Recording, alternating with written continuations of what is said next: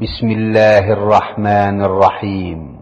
পরম করুণাময় ও অসীম দয়ালু আল্লাহর নামে শুরু। আউযু বিল্লাহি মিনাশ শাইতানির রাজীম। ইন্নাল্লাহা লা ইয়াস্তাহয়ী আন ইয়াদরিবা মাসালান মা বাউদাতান ফামা ফাওকাহা فأما الذين آمنوا فيعلمون أنه الحق من ربهم وأما الذين كفروا فيقولون ماذا أراد الله بهذا مثلا يضل به كثيرا ويهدي به كثيرا وما يضل به إلا الفاسقين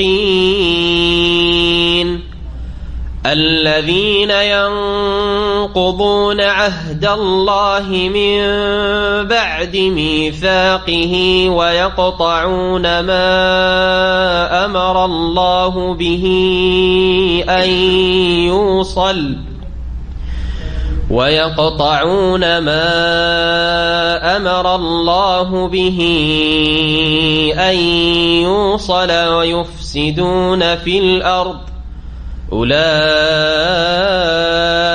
هم الخاسرون كيف تكفرون بالله وكنتم أمواتا فأحياكم ثم يميتكم ثم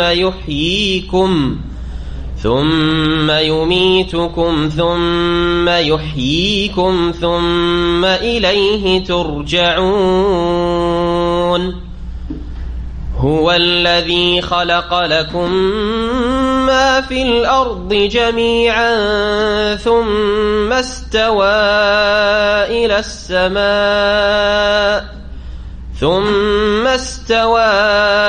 إلى السماء فسواهن 7 سماوات وهو بكل شيء عليم وإذ قال ربك للملائكة إني جاعل في الأرض خليفة قالوا أتجعل فيها من يفسد فيها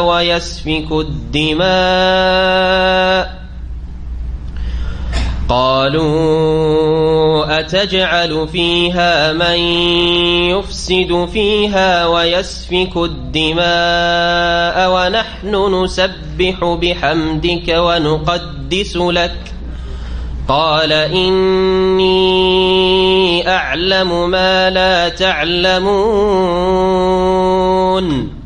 وعلم آدم الأسماء كلها ثم عرضهم على الملائكة فقال أنبئوني بأسماء هؤلاء إن كنتم صادقين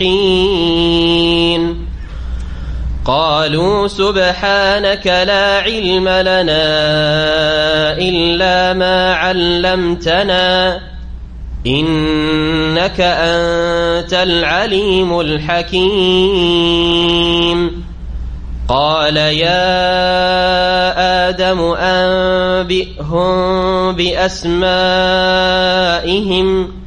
فلما أنبأهم بأسمائهم قال ألم أقل لكم إني أعلم غيب السماوات والأرض وأعلم ما تبدون وما كنتم تكتمون وإذ قلنا للملائكة اسجدوا لآدم فسجدوا إلا إبليس أبى واستكبر وكان من الكافرين وقلنا يا آدم اسكن أنت وزوجك الجنة وكلا منها رغدا حيث شئتما ولا تقربا هذه الشجرة فتكونا من الظالمين فأزلهما الشيطان عنها فأخرجهما مما كانا فيه وقلنا اهبطوا بعضكم لبعض عدو ولكم في الأرض مستقر ومتاع إلى حين فتلقى آدم من ربه كلمات فتاب عليه إنه هو التواب الرحيم قلنا اهبطوا منها جميعا فإما يأتينكم مني هدى فمن تبع هداي فلا خوف عليهم ولا هم يحزنون والذين كفروا وكذبوا بآياتنا أولئك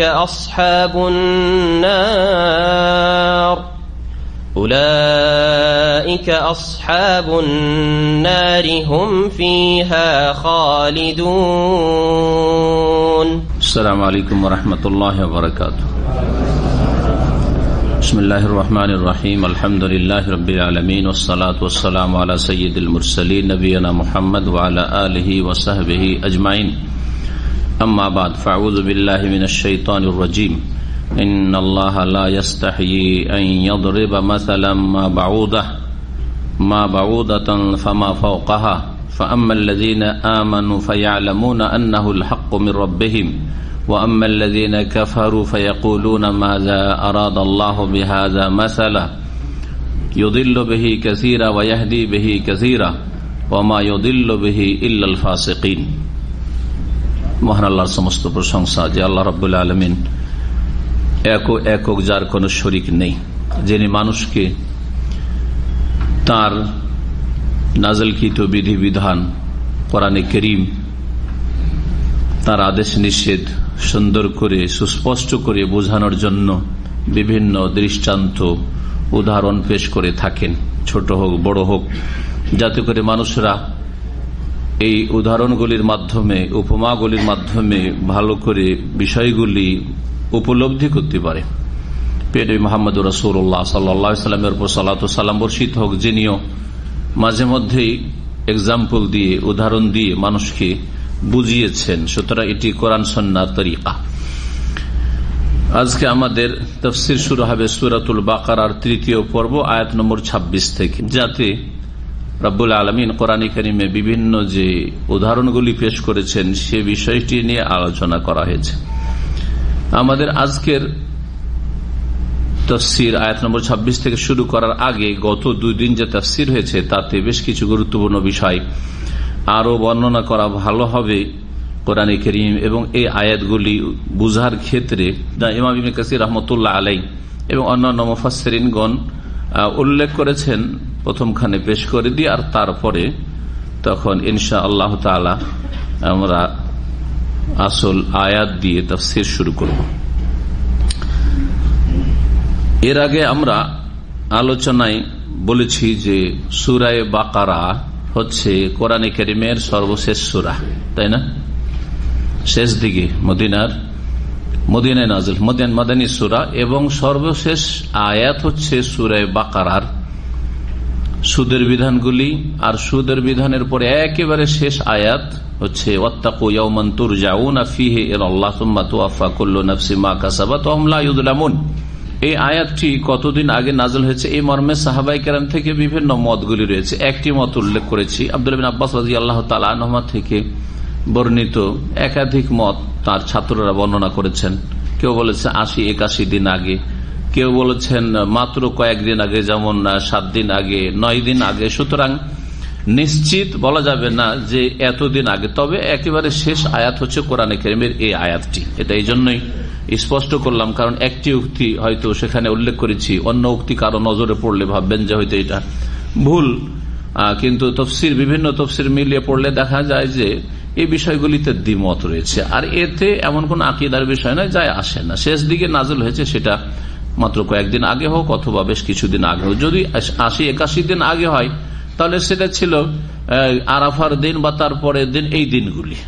কারণ আরাফা হচ্ছে 10ই জিলহজ, আর আরাফা হচ্ছে 9ই জিলহজ, আর 10ই জিলহজ হচ্ছে কোরবানির দিন। এই জিলহজ মাসের 10 তারিখ থেকে শুরু করে যদি হিসাব করেন তাহলে জিলহজ মাসে 20 দিন হয়। আর তারপরে মুহররম 30, কত হইল 50, সফর আর 30, তাহলে কত হয় 80, আর রবিউল আউয়ালের নবী করিম সাল্লাল্লাহু আলাইহি ওয়াসাল্লামের ইন্তেকাল হয়ে যাচ্ছে কত তারিখে? 12 তারিখে। তো 281 নম্বর আয়াত। হ্যাঁ, তো এই সময়গুলিতে নাযিল হয়েছে। আর ইয়াউমা আকমালতু লাকুম, এই আয়াতটি নাযিল হয়েছে আরাফার ময়দানে। বাকি এই আয়াত এই শেষ দিকে, এই জিলহজ মাসে তাই নাযিল হয়েছে যদি বলা হয় 81 দিন আগে তাহলে। আর যদি বলা হয় যে মাত্র 9 দিন আগে বা 7 দিন আগে, তাহলে নবী করিম সাল্লাল্লাহু আলাইহি ওয়াসাল্লাম তখন রবিউল আউয়াল মাসে অসুস্থ হয়ে পড়েছিলেন। রবিউল আউয়াল মাসে কয়েকদিন যেতেই নবী সাল্লাল্লাহু আলাইহি ওয়াসাল্লাম অসুস্থ হয়ে গেলে সে অসুস্থ থেকে আর উঠতে পারেননি 1-2 বার সালাতে নামাজে যাওয়া ছাড়া। আর একটি বিষয় হচ্ছে যে এই সূরা বাকারাতে মানুষকে কয় ভাগে ভাগ করা হয়েছে? 3 ভাগে। প্রথম বলা হয়েছে মুমিন, মুত্তাকি, আল্লাহ ভীরু মুমিনদের কথা, আর তারপরে বলা হয়েছে খাঁটি কাফেরদের কথা, ইন্নাল্লাযীনা কাফারু সাওয়াউন আলাইহিম আনজারতুম লাম তুনজিরহুম লা ইউমিনুন। তারপরে বলা হয়েছে মুনাফিকদের কথা, 13টি আয়াত, 3 রকম। তো এই মুমিনদের আবার ভাগ আছে, কাফেরদের ভাগ আছে, আর মুনাফিকদের ভাগ আছে। এই ভাগগুলি জেনে নিলে সুবিধা হবে যে মুনাফিক একই স্তরের নয়, কাফের সবগুলি একই স্তরের নয়, আর মুমিনও একই স্তরের নয়। সূরা ওয়াকিয়াকে যদি আমরা সামনে রাখি, সূরা ওয়াকিয়া, তো সূরা ওয়াকিয়াতে মুমিন মুসলিমদেরকে 2 ভাগে ভাগ করা হয়েছে। এক বলা হয়েছে আস-সাবিকুন উলাইকাল মুকাররাবুন, যারা অগ্রগামী, দিনের ক্ষেত্রে অগ্রগামী, এরা হচ্ছে ফার্স্ট ক্লাস মুসলিম। উলাইকাল মুকাররাবুন, এরা আল্লাহর নৈকট্য প্রাপ্ত, আল্লাহ বলেছেন। আর এক দলকে বলছে আসহাবুল ইয়ামিন, মা আসহাবুল ইয়ামিন, ডানপন্থী, অর্থাৎ ডান হাতে যাদের আমলনামা আসবে, জান্নাত পাবে, ওরা জান্নাতি। তবে কিছু হয়তো ঘাটতি থেকেছে, কিছু ঘাটতি মানে এই নয় যে একবারে ফরজ নামাজে ঘাটতি, কিছু পাপ থেকেছে, গুনাহ থেকেছে, এই ধরনের। অথবা তাদের পাপের পর তওবা করেছে কিন্তু সুন্নত মুস্তাহাব কাজে সেই রকম অগ্রগামী নয়, এরা আসহাবুল ইয়ামিন। তাহলে 2 ভাগে ভাগ করা হলো মুমিন মুসলিমদেরকে। সূরা ফাতিরে মুসলিমদেরকে 3 ভাগে ভাগ করা হয়েছে। 3 ভাগে ভাগ করা হয়েছে। ওখানে একটু পার্থক্যের সাথে করলে 3 ভাগ হয়ে যাবে। ফামিনহুম যালিমুল লিনাফসিহি, কিছু মুসলিম মুমিন আছে যারা নিজেদের উপর জুলম অত্যাচার করে থাকে, মানে বিভিন্ন পাপে জড়িয়ে যায় কিন্তু তওবা করে। ওয়ামিনহুম মুকতাসিদুন, আর কিছু আছে মধ্যমপন্থী, অর্থাৎ ফরজ ওয়াজিবে ঘাটতি নেই, হারাম নাজায়েজে লিপ্ত না, সুন্নাত মুস্তাহাবে হয়তো ঘাটতি আছে, মাকরুহাত অপছন্দনীয় কিছু এরকম কিছু করে ফেলে হয়ে যায়, এই ধরনের কিছু আছে। তাহলে মধ্যমপন্থী। অমিনহুম সাবিকুন বিল খায়রাত, আর কিছু মুমিন মুসলিম আছে যারা কল্যাণ সমূহে, ভালো কাজগুলিতে অগ্রগামী, সাবিকুন বিল খায়রাত। তাহলে 3 ভাগ হলো না মুসলিমদের, এইভাবে ভাগ করা হয়েছে। তাহলে মুমিন মুসলিমরা 3 ভাগ কোরআনের আলোকে, অথবা সূরা ওয়াকিয়ার আলোকে 2 ভাগ করা যেতে পারে। এরা সকলেই জান্নাতি। জালেমুল লিনাফসিহি, যারা সূরা ফাতির আলোকে তারা যদি তাদের জুলুম থেকে মুক্ত না হয় তওবা সংশোধনের মাধ্যমে তাদের জীবদ্দশায়, তাহলে তাদের আযাব হবে আল্লাহ, অথবা আল্লাহ তার রহমতে তাদেরকে ক্ষমা করতে পারে, না আযাব হবে কবরে, জীবনে আযাব হবে, দুনিয়ার বিভিন্ন আযাব শাস্তি ধাক্কা খেয়েছে, আর আখিরাতে আযাব হইতে পারে, এমনকি জাহান্নামও আযাব হবে। বিভিন্ন লোক এমন আছে যাদের কবর আযাব দিয়েও ক্ষমা হইল না, কাফারা হইল না, জাহান্নামের আযাব হবে, তাদের কিছু কাল হবে, কারো দীর্ঘকাল হবে। জি, তাহলে মুমিন মুসলিমদের সম্পর্কে আমরা ভাগ জানলাম। তারপরে দ্বিতীয় শ্রেণী কাফেরদের কথা আলোচনা হয়েছে, তাই না? কাফেররা দুই ভাগে বিভক্ত। কাফেররাকে দুই ভাগে ভাগ করা যেতে পারে। এক হচ্ছে কাফের যারা নিজেরা কাফের, অন্যদেরকে কুফরির দিকে আহ্বান করে। হ্যাঁ, কুফরির দায়ী ওরা, দায়ী আল কুফর। দ্বিতীয় কাফের হচ্ছে মুকাল্লিদ কাফের, অন্ধ অনুসারী কাফের। কাফের আল্লাহ পরকালের সাথে কুফরি করে অথবা তাওহীদের সাথে কুফরি করে, শিরকে লিপ্ত। এরা কাফের, কিন্তু এরা অন্ধ অনুসারী। বাপদাদা করে এসছে, বাপদাদা ধর্ম ছেড়ে দেবো? হ্যাঁ, আমি যদি মুসলিম হয়ে যাই তাহলে আমার সমাজ কি বলবে? হ্যাঁ, আমার বাপ মাকে ছাড়তে হবে, আমার স্ত্রী ছাড়তে হবে, আমার ছেলে মেয়ে ছাড়তে হবে, আমার ধন সম্পদে বঞ্চিত হব। মুকাল্লিদ অনুসারী এত লোকেরা এইরকম আদর্শে বিশ্বাসী। আপনারা কয়জন কবর মাজার পূজা করছে, বড় শিরক করছে। ওদের সামনে ওদের মুকাল্লিদ গুলোর কথা, এত বড় বড় আলেমরা, ওরা কি খেয়ে পড়ে চলে জানে না? আপনি বলছেন এটা শিরক। এরা হচ্ছে ওয়াসিলা আল্লাহকে পাওয়ার, এরা মুকাল্লিদ, অন্ধ অনুসারী। তো যারা কাফের মুশরিক তারা দুভাগে বিভক্ত। দায়ী যারা নিজেরা কাফের মুশরিক আর তার সাথে সাথে অন্যকে কুফরি শিরকের দাওয়াত দিয়ে থাকে, শিরকি আকীদার মোল্লা যাদেরকে আলেম সমাজ বলা হয়েছে, এরা আলেমে সু। রাত্রে আলোচনা করব মন্দ আলেমদের সম্পর্কে। এরা হচ্ছে উলামায়ে সু, যারা ভুল ইসলামের দিকে ডাকে। যে ইসলাম আল্লাহ নাজেল করেননি, ইসলামের অপব্যাখ্যা করে, কোরআন এবং হাদিসের ভুল ব্যাখ্যা দিয়ে মানুষকে শিরকের দিকে, বিদাতের দিকে অথবা ভ্রান্ত মতবাদের দিকে ডাকে, যেটাকে ইসলাম বলে, আসলে সেটা ইসলাম নাই। এরা হচ্ছে একদল যারা দায়ী, এরা বেশি অপরাধী না।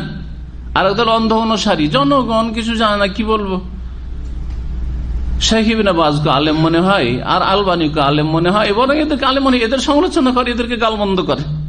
হ্যাঁ, সৌদি আরবের বড় বড় আলেমদেরকে, আইম্মায়ে কেরামদেরকে গালমন্দ করে। কিন্তু তাদের মোল্লা যারা শিরক বিদআতের তালিম শিক্ষা দিচ্ছে, যাদের কাছে নেই দলিল, যারা ধর্মের অপব্যাখ্যা করছে কোরআনের আয়াতের, তাদেরকে আল্লাহ মনে করছে।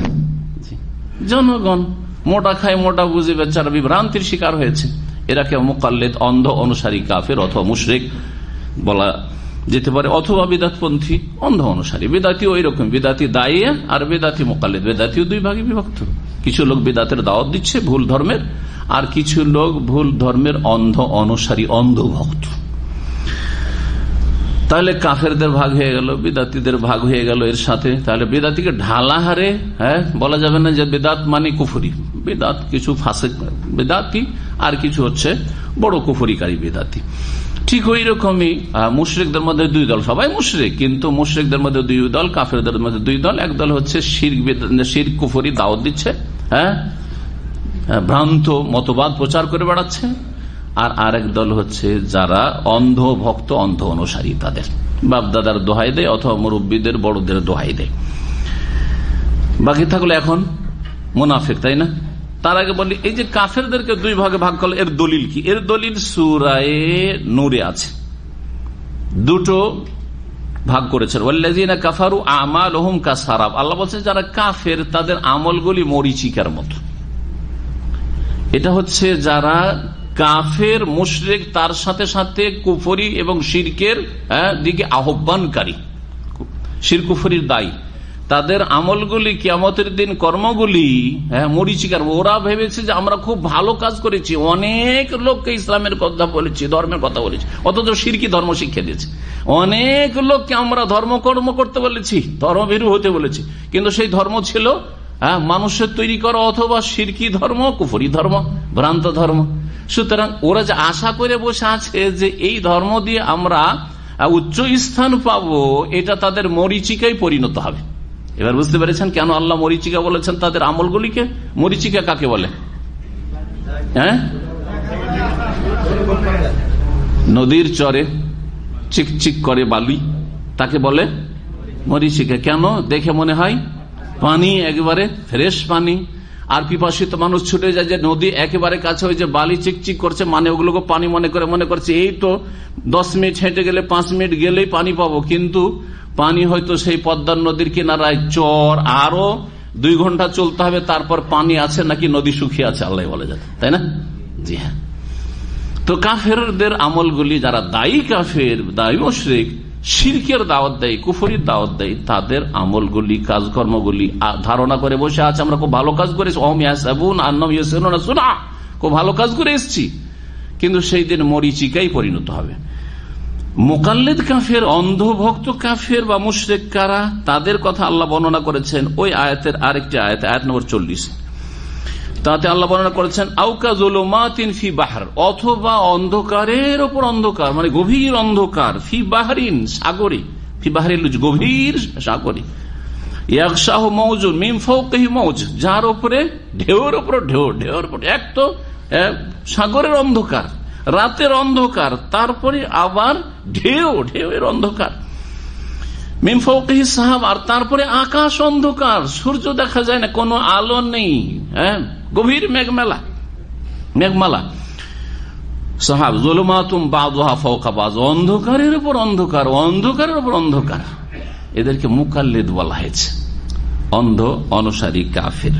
তাই বলছেন ফাকাসামাল কুফার হাহুনা ইলা কিসমাইনি, আল্লামা ইমাম ইবনে কাসির রাহিমাহুল্লাহ বলছেন যে কাফেরদেরকে আল্লাহ এখানে ভাগ করেছেন 2 ভাগে, দাইয়াতুন ওয়া মুকাল্লিদুন। এক হচ্ছে কুফরি শিরকের দিকে আহ্বানকারী, আর এক হচ্ছে মুকাল্লিদ, অন্ধভক্ত, অন্ধ অনুসারী, যা মুরব্বীরা বলে, ব্রাহ্মণরা যা বলে তাই হিন্দুদের ধর্ম, হ্যাঁ, পুরোহিতরা যারা বলে, চার্চের যারা পৃষ্ঠপোষক, হ্যাঁ, যারা ধর্মগুরু খ্রিস্টানদের যা বলে, হ্যাঁ, তাদের বাবারা তাই হচ্ছে তাদের ধর্মকর্ম, ধর্ম সম্পর্কে তাদের কোনো জ্ঞান নেই, হ্যাঁ, আল্লাহ সম্পর্কে, পরকাল সম্পর্কে, সৃষ্টিকর্তা সম্পর্কে তাদের কোনো জ্ঞান নেই, আর তাদের বুঝা সোজার সময় নেই, পেট নিয়ে ব্যস্ত আছে, ওইসব নিজে চর্চা করবে না, নিজের জিভাই স্বাদ চাকে দেখবে না যে কোনটা সত্য, হ্যাঁ, সৃষ্টিকর্তার নাযিলকৃত বিধান হইতে পারে। তারপরে ইমাম ইবনে কাসির রাহমাতুল্লাহ আলাইহি মুমিনদের ভাগ বলে দিয়েছে আগে, তাই না, সূরা ফাতির আলোকে আর সূরা ওয়াকিয়ার আলোকে। তাই বলছেন তারপরে ইমাম ইবনে কাসির রাহমাতুল্লাহ ফাতালাখাস মিন মাজমু হাযিহিল আয়াতিল কারীমাত, এই আয়াতে কারিমাগুলি দিয়ে সার কথা হচ্ছে আন্নাল মুমিনিনা সিনফানে, মুমিন হচ্ছে 2 ভাগে বিভক্ত, মুকাররাবুন ও আবরার, আবরার নাকি ইন্নাল আবরার লাফি নাই, আর মুকাররাবুন বা সাবিকুন, সাবিকুন ওরাই মুকাররাবুন, আর হচ্ছে আবরার কারা, যারা আসহাবুল ইয়ামিন। ও আন্নাল কাফিরিনা সিনফান, কাফেররা 2 ভাগে বিভক্ত, দুআতুন ও মুকাল্লিদুন, হ্যাঁ, দায়ী কাফের মুশরিক আর মুকাল্লিদ অন্ধভক্ত। ও আন্নাল মুনাফিকিনা আইযান সিনফান, বাকি থেকেছে মুনাফিক 2 ভাগে বিভক্ত, মুনাফিক খালেস, খাঁটি মুনাফিক, অন্তরের কট্টর মুনাফিক, আল্লাহ, পরকাল, রসুল, কোরআন কিছুতে বিশ্বাস নেই, কিন্তু দুনিয়ার স্বার্থে তারা নিজের ইসলাম ইমানের কথা প্রকাশ করে বা করেছে, নবী সাল্লাল্লাহু আলাইহি ওয়াসাল্লামের জামানার মদিনার মুনাফিকরা যেমন। আর আরেক দল মুনাফিক হচ্ছে মুনাফিকুন ফিহি শুবাতুম মিন নিফাক, এমন মুনাফিক যাদের মধ্যে মুনাফিকি বদখাসলত রয়েছে, মুনাফিকি বদ চরিত্র রয়েছে। যেমন মুনাফিকি বদ চরিত্র হচ্ছে ইবাদত বন্দেগীর ক্ষেত্রে নামাজ সবচেয়ে ভারী কাজ, ওর কাছে 100 রিয়াল চেয়ে নেন, সাথে সাথে বের করে দিবে, যদি বলেন চল নামাজে যাই, যাও, তুমি যাও, হ্যাঁ, ওকে যেতে পারে ভাই রাত 3টে 2টোর সময় ফজর আগে তোমাকে এয়ারপোর্ট আসতে, আমাকে রিসিভ করতে, আমি দেশ থেকে আসছি, কোনো অসুবিধা নেই। কিন্তু যদি বলেন যে ভাই ফজর 5টায় আপনাকে মসজিদে গিয়ে ফজরটা পড়ে আসতে হবে, বলছে এইটা অসম্ভব, ভাই মুশকিল, এটা মুনাফিক, এরা হচ্ছে মুনাফিক, মুনাফিকি চরিত্র। বিশেষ করে নামাজের ক্ষেত্রে হলে খাঁটি মুনাফিক হয়ে যাবে, যার স্বভাব এরকম কন্টিনিউ বা অধিকাংশ সময় ফজর নামাজ ভারী, আসর নামাজ ভারী, ঘুম হচ্ছে 1 নম্বর 2 নম্বর নামাজ, এরা খাঁটি মুনাফিক। এরা ওই মুনাফিকি খাসলত শুধু আছে এরকম কথা নাই। আর মুনাফিকি বদ খাসলত অনেকগুলি নবী সাল্লাল্লাহু আলাইহি ওয়াসাল্লাম বর্ণনা করেছেন বিভিন্ন হাদিস, তার মধ্যে একটা হচ্ছে কি করা, বলেন, হ্যাঁ, ইজা হাদ্দাসা কাযাবা, কথা বললে মিথ্যা বলে, ওয়াইদা ওয়াদা, ওয়াদা করলে আখলাফা, ওয়াদা খেলাফি করে। ভাই 1 সপ্তাহের জন্য, ভাই আজকে টাকাটা দেন, 3 দিনের চেষ্টা করবে, না হলে 1 সপ্তাহ, 1 মাস, 2 মাস, 3 মাস, 6 মাস হয়ে যাচ্ছে, কোনো কথাই নেই, মুনাফিক চরিত্রের ভাই।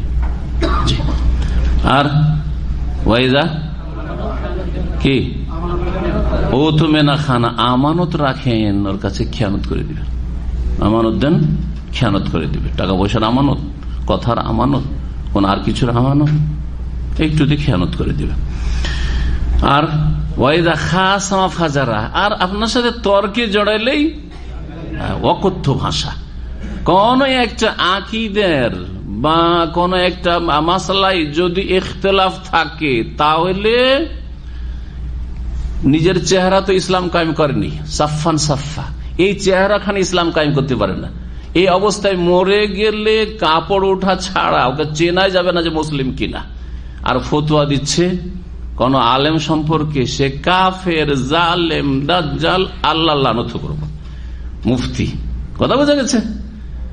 জি, যদি আপনার সাথে মতের ভিন্নতা থাকে তো আপনি মুফতি সেজে যাবেন। এই ফতোয়া দেওয়ার অধিকারটা আপনার কোথায়?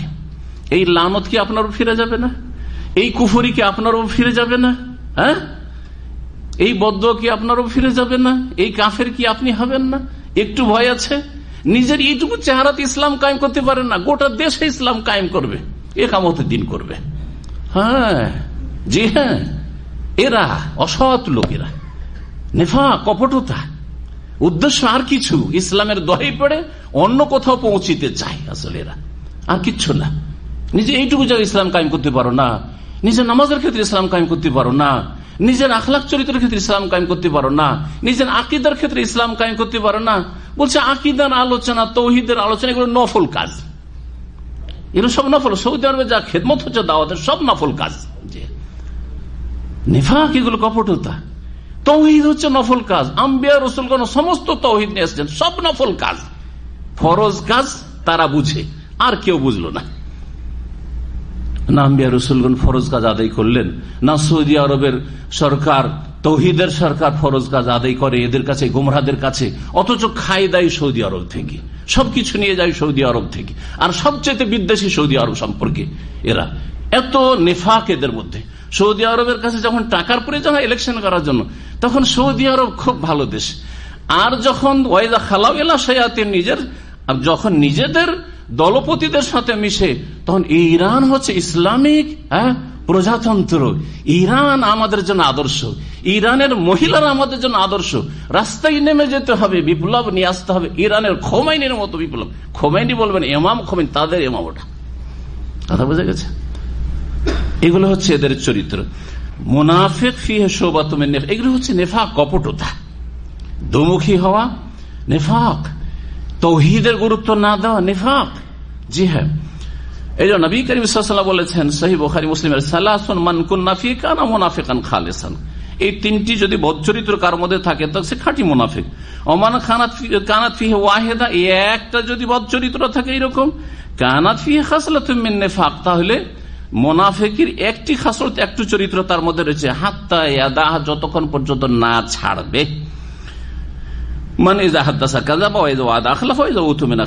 এছাড়াও অনেকগুলি হাদিস রয়েছে, যাই আর এতে বেশি কথা লম্বা না করে আর একটি বিষয় সম্পর্কে আলোচনা, সেটা হচ্ছে কোরআন হচ্ছে মুজিজা। কোরআন হচ্ছে কি? নবী মুহাম্মদ রাসূলুল্লাহ সাল্লাল্লাহু আলাইহি ওয়াসাল্লামের হাজারের বেশি মুজিজা রয়েছে, একটা দুটো মুজিজা না। তার মধ্যে কোরআনে কারীম সবচেয়ে বড় মুজিজা রাসূলুল্লাহ সাল্লাল্লাহু আলাইহি ওয়াসাল্লাম। তা দিয়ে চ্যালেঞ্জ করা হয়েছে। মুজিজা দিয়ে কি করা হয়? জাতিকে আজেজ করা হয়, মানে জাতিকে চ্যালেঞ্জ করে তাদেরকে অপারগ সাব্যস্ত করা হয় যে তারা পারলি না কোরআনের মোকাবেলা করতে। এটা হচ্ছে এজাজ। জি,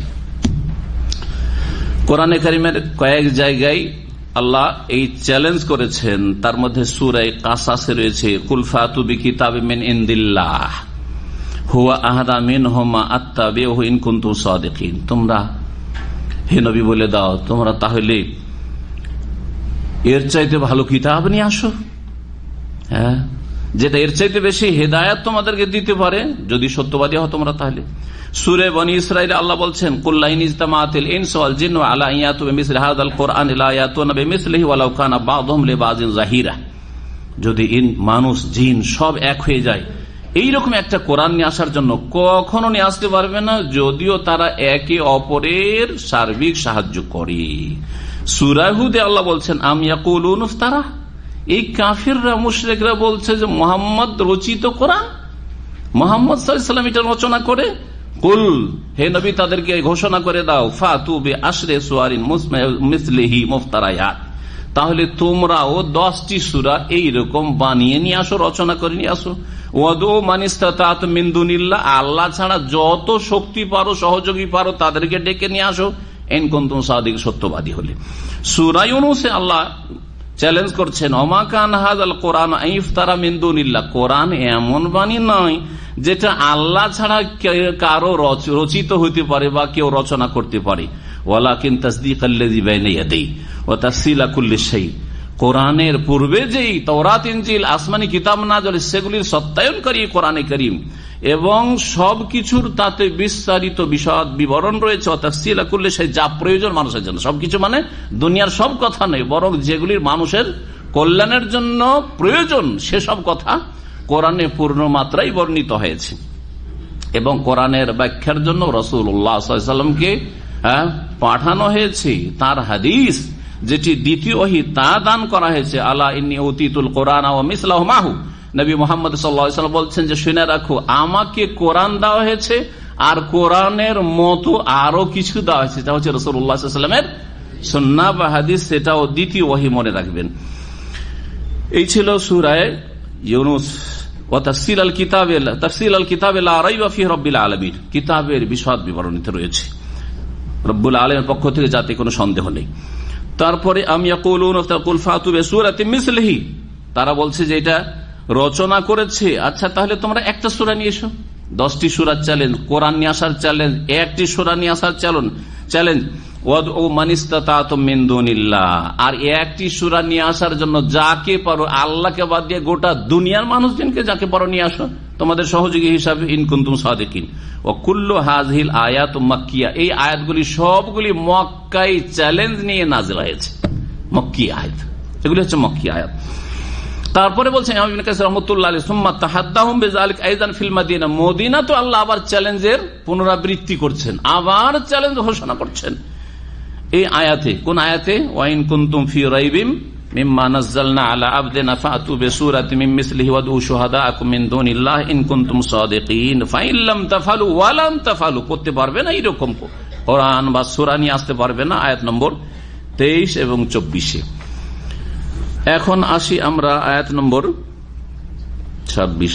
কোরআনে কারীমের মুজিজা শব্দের দিক থেকে, অর্থের দিক থেকে, সব দিক থেকে, তাতে যেসব কথা ভবিষ্যৎবাণী বলা হয়েছে সেসব দিক থেকে, শব্দের গঠন বাক্যের দিক থেকেও আর অর্থের দিক থেকে, এবং তার সাথে সাথে যেসব বিষয়গুলি তাতে নাযিল সেই দিক থেকে, যেসব কাহিনী রয়েছে ঘটনা তার সত্যতার দিক থেকে মুজিজা, যেসব ভবিষ্যৎবাণী রয়েছে সেগুলি নিঃসন্দেহে ঘটবে এইগুলির দিক থেকে মুজিজা, এবং কোরআনে কারীমে যেসব আদেশ নিষেধগুলি এসেছে সেগুলি যে মানুষের জন্য কল্যাণকর এই দিক থেকে মুজিজা, কোরআনে কারীমে যেসব বস্তুকে হারাম করা হয়েছে সেগুলি থেকে বেঁচে থাকাতে যে সায়েন্টিফিক রহস্য রয়েছে এই দিক থেকে মুজিজা, কোরআনে যে ভালো কাজগুলি করতে বলা হয়েছে বা ভালো বস্তু গ্রহণ করতে পারে তাতে উপকারিতা রয়েছে এই দিক থেকে মুজিজা, ইত্যাদি বহু দিক রয়েছে। সময়ের স্বল্পতার জন্য শুধু এই মুজিজা এজাজুল কোরআনের দিকে ইঙ্গিত করেই আলোচনা শেষ করে দিলাম। এখন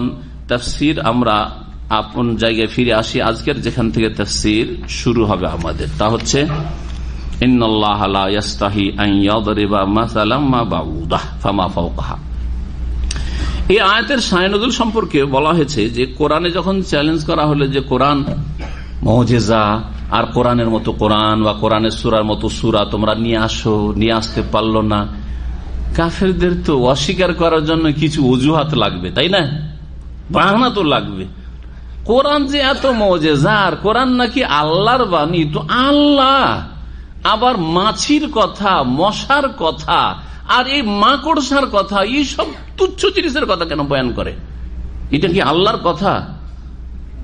হ্যাঁ, কেমন করে আল্লাহর কথা হয়? আজকাল এইরকম কিছু গুমরাহ লোক আছে, শুধু তাওহীদ তাওহীদ, একেবারে তুচ্ছ তাদের কাছে, শুধু নামাজ আর শুধু এইসব, কেমন করে খাওয়া দাওয়া, আর তারপরে আরো তুচ্ছ তাচ্ছিল্য করে কি এই হাইজের মাসলা আর নেফাসের মাসলা আর পবিত্রতার মাসলা, এসব নিয়ে পড়ে আছে এত বড় বড় আলেমরা।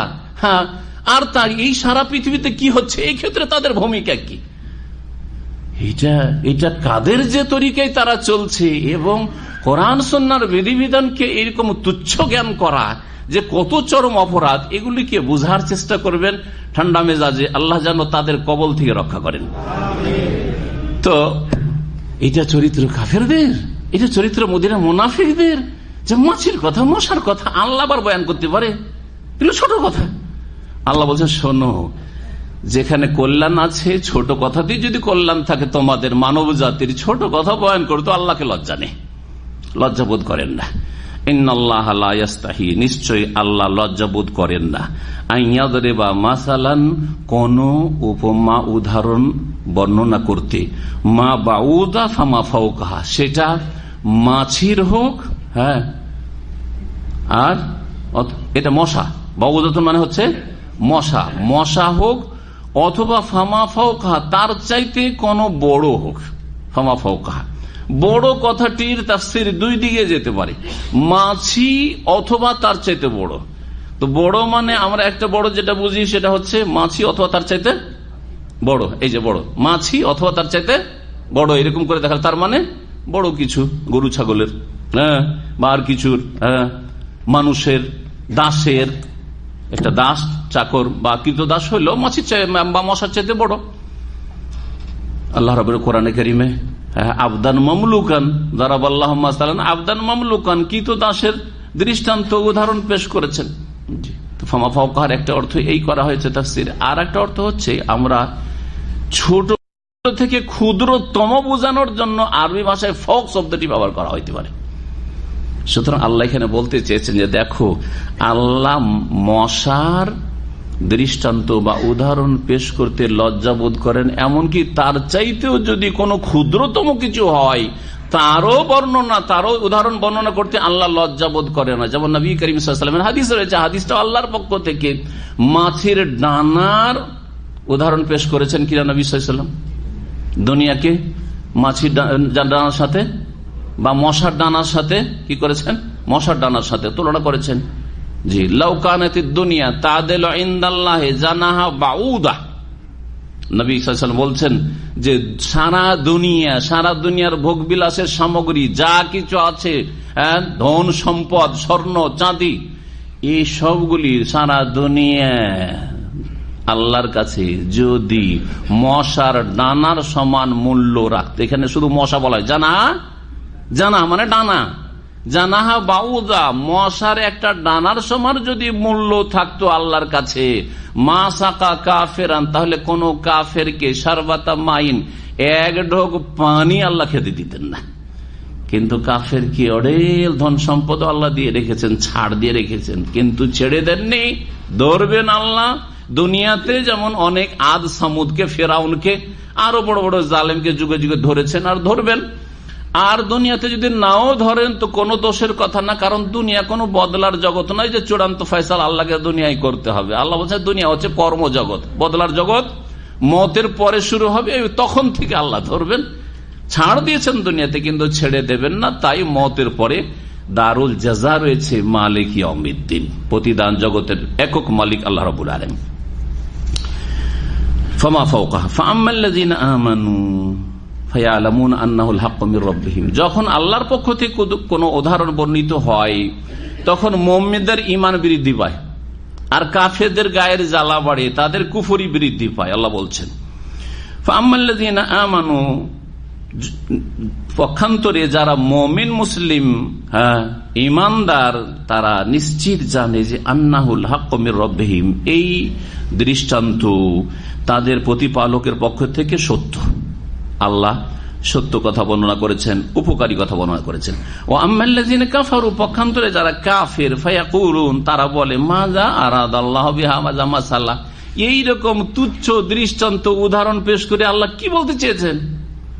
মশার কথা কেন, মাছির কথা কেন, মাকড়সার কথা কেন, এসব কেন আল্লাহ বয়ান করেন? গাছের কথা কোরআনে রয়েছে, কেন আল্লাহ বয়ান করছেন?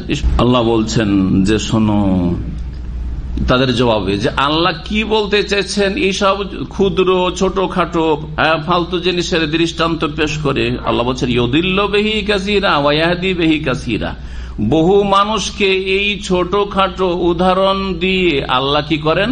পথভ্রষ্ট করেন, অস্বীকার করলো, অবজ্ঞা করলো, তুচ্ছ জ্ঞান করলো। সুতরাং তাদেরকে গোমরাহ করলেন। যারা বলবে যে কোরআন এবং হাদিসের আলেমরা দুনিয়ার খোঁজ খবর রাখে না, শুধু হাইজ নেফাসের মাসলা নিয়ে পড়ে আছে, কার উজু কিসে নষ্ট হয় না হয়, নাওয়াকাজে উজু নিয়ে পড়ে আছে। হ্যাঁ, তৌহিদ তৌহিদ করছে, শুধু কাদের তৌহিদ এটাকে বলছে? হ্যাঁ, গরিবদের তৌহিদ নিয়ে পড়ে আছে। হ্যাঁ, গরিবদের তৌহিদের কথা আলোচনা করছি। ইউদিল্লু বিহি কাসীরা, এই দিয়ে আল্লাহ বহু মানুষকে পথভ্রষ্ট করেন। ওয়া ইয়াহদি বিহি কাসীরা, আর বহু লোককে আল্লাহ রাব্বুল আলামিন তা দিয়ে কি করেন? হেদায়েত দান করেন। যে দিন ইসলাম হচ্ছে পূর্ণাঙ্গ জীবন বিধান, সুতরাং ক্ষুদ্র থেকে ক্ষুদ্রতম বিষয় থেকে শুরু করে বড় থেকে বড় সমস্ত বিষয়ের সমাধান কোরআন সুন্নায় রয়েছে। এবং আল্লাহর পক্ষ থেকে, রাসূলের পক্ষ থেকে যা এসেছে কোনটাই তুচ্ছ না। সেটা আকীদার বিষয় হলো, আর ইবাদতের বিষয় হলেও, আর আখলাকের বিষয় হলেও, আর সুন্নত মুস্তাহাবের বিষয় হলেও, আর নফলের বিষয় হলেও, আর মাকরুহ অপছন্দনীয় বিষয় হলেও, একেবারে ব্যক্তি জীবনের একটা সাধারণ মাসলার সাথে সম্পর্ক হলেও সেটাও অনেক গুরুত্ব রাখে। কারণ সেটা কার পক্ষ থেকে? আন্নাহুল হাক্কু মির রাব্বিহিম, রবের পক্ষ থেকে। ওয়া ইয়াহদি বিহি কাসীরা, বহু লোকই দিয়ে হেদায়েত হচ্ছে। আলহামদুলিল্লাহ, সৌদি আরবে তৌহিদে উলুহিয়া, তৌহিদে রুবুবিয়া, তৌহিদুল আসমা সিফাত শিখে গিয়ে বহু লোক তৌহিদের দাওয়াত দিচ্ছে। শুধু আপনাদের মতো না, তার আগে মদিনা ইসলামিক বিশ্ববিদ্যালয় থেকে সারা পৃথিবীতে এমন কোন দেশ নেই সেখানে তৌহিদের দাওয়াত ছড়াইনি। আমাদের সাথে 120 জন ক্লাসমেট মদিনা ইউনিভার্সিটির, একটা শুধু ফ্যাকাল্টির হাদিস বিভাগের 120 জন মধ্যে 5 জন শুধু চাইনার ছিল। এমন যুগে, যেই যুগে চাইনা কমিউনিস্টের কবলে ছিল, সেই যুগে তারা তৌহিদের দাওয়াত সেখানে নিয়ে গেছে। রাশিয়া কমিউনিস্ট দেশে প্রথম তৌহিদের দাওয়াত নিয়ে গেছে এই মদিনা ইউনিভার্সিটির ছাত্ররা, যেখানে কোরআনের শিক্ষা, তৌহিদের শিক্ষা, ইসলামের নাম পর্যন্ত নিষিদ্ধ ছিল। এই জালেমদের জুলম অত্যাচারে সেখানে তৌহিদের দাওয়াত পৌঁছেছে। যারা নামে মাত্র ইসলাম জানতো, যে আমরা মুসলিম, নামটা আব্দুল্লাহ, কারো নাম আব্দুর রহমান, কারো নাম দাউদ, আর কারো নাম সুলাইমান, এছাড়া ইসলামের কিছুই জানতো না, সেখানে তৌহিদ গেছে।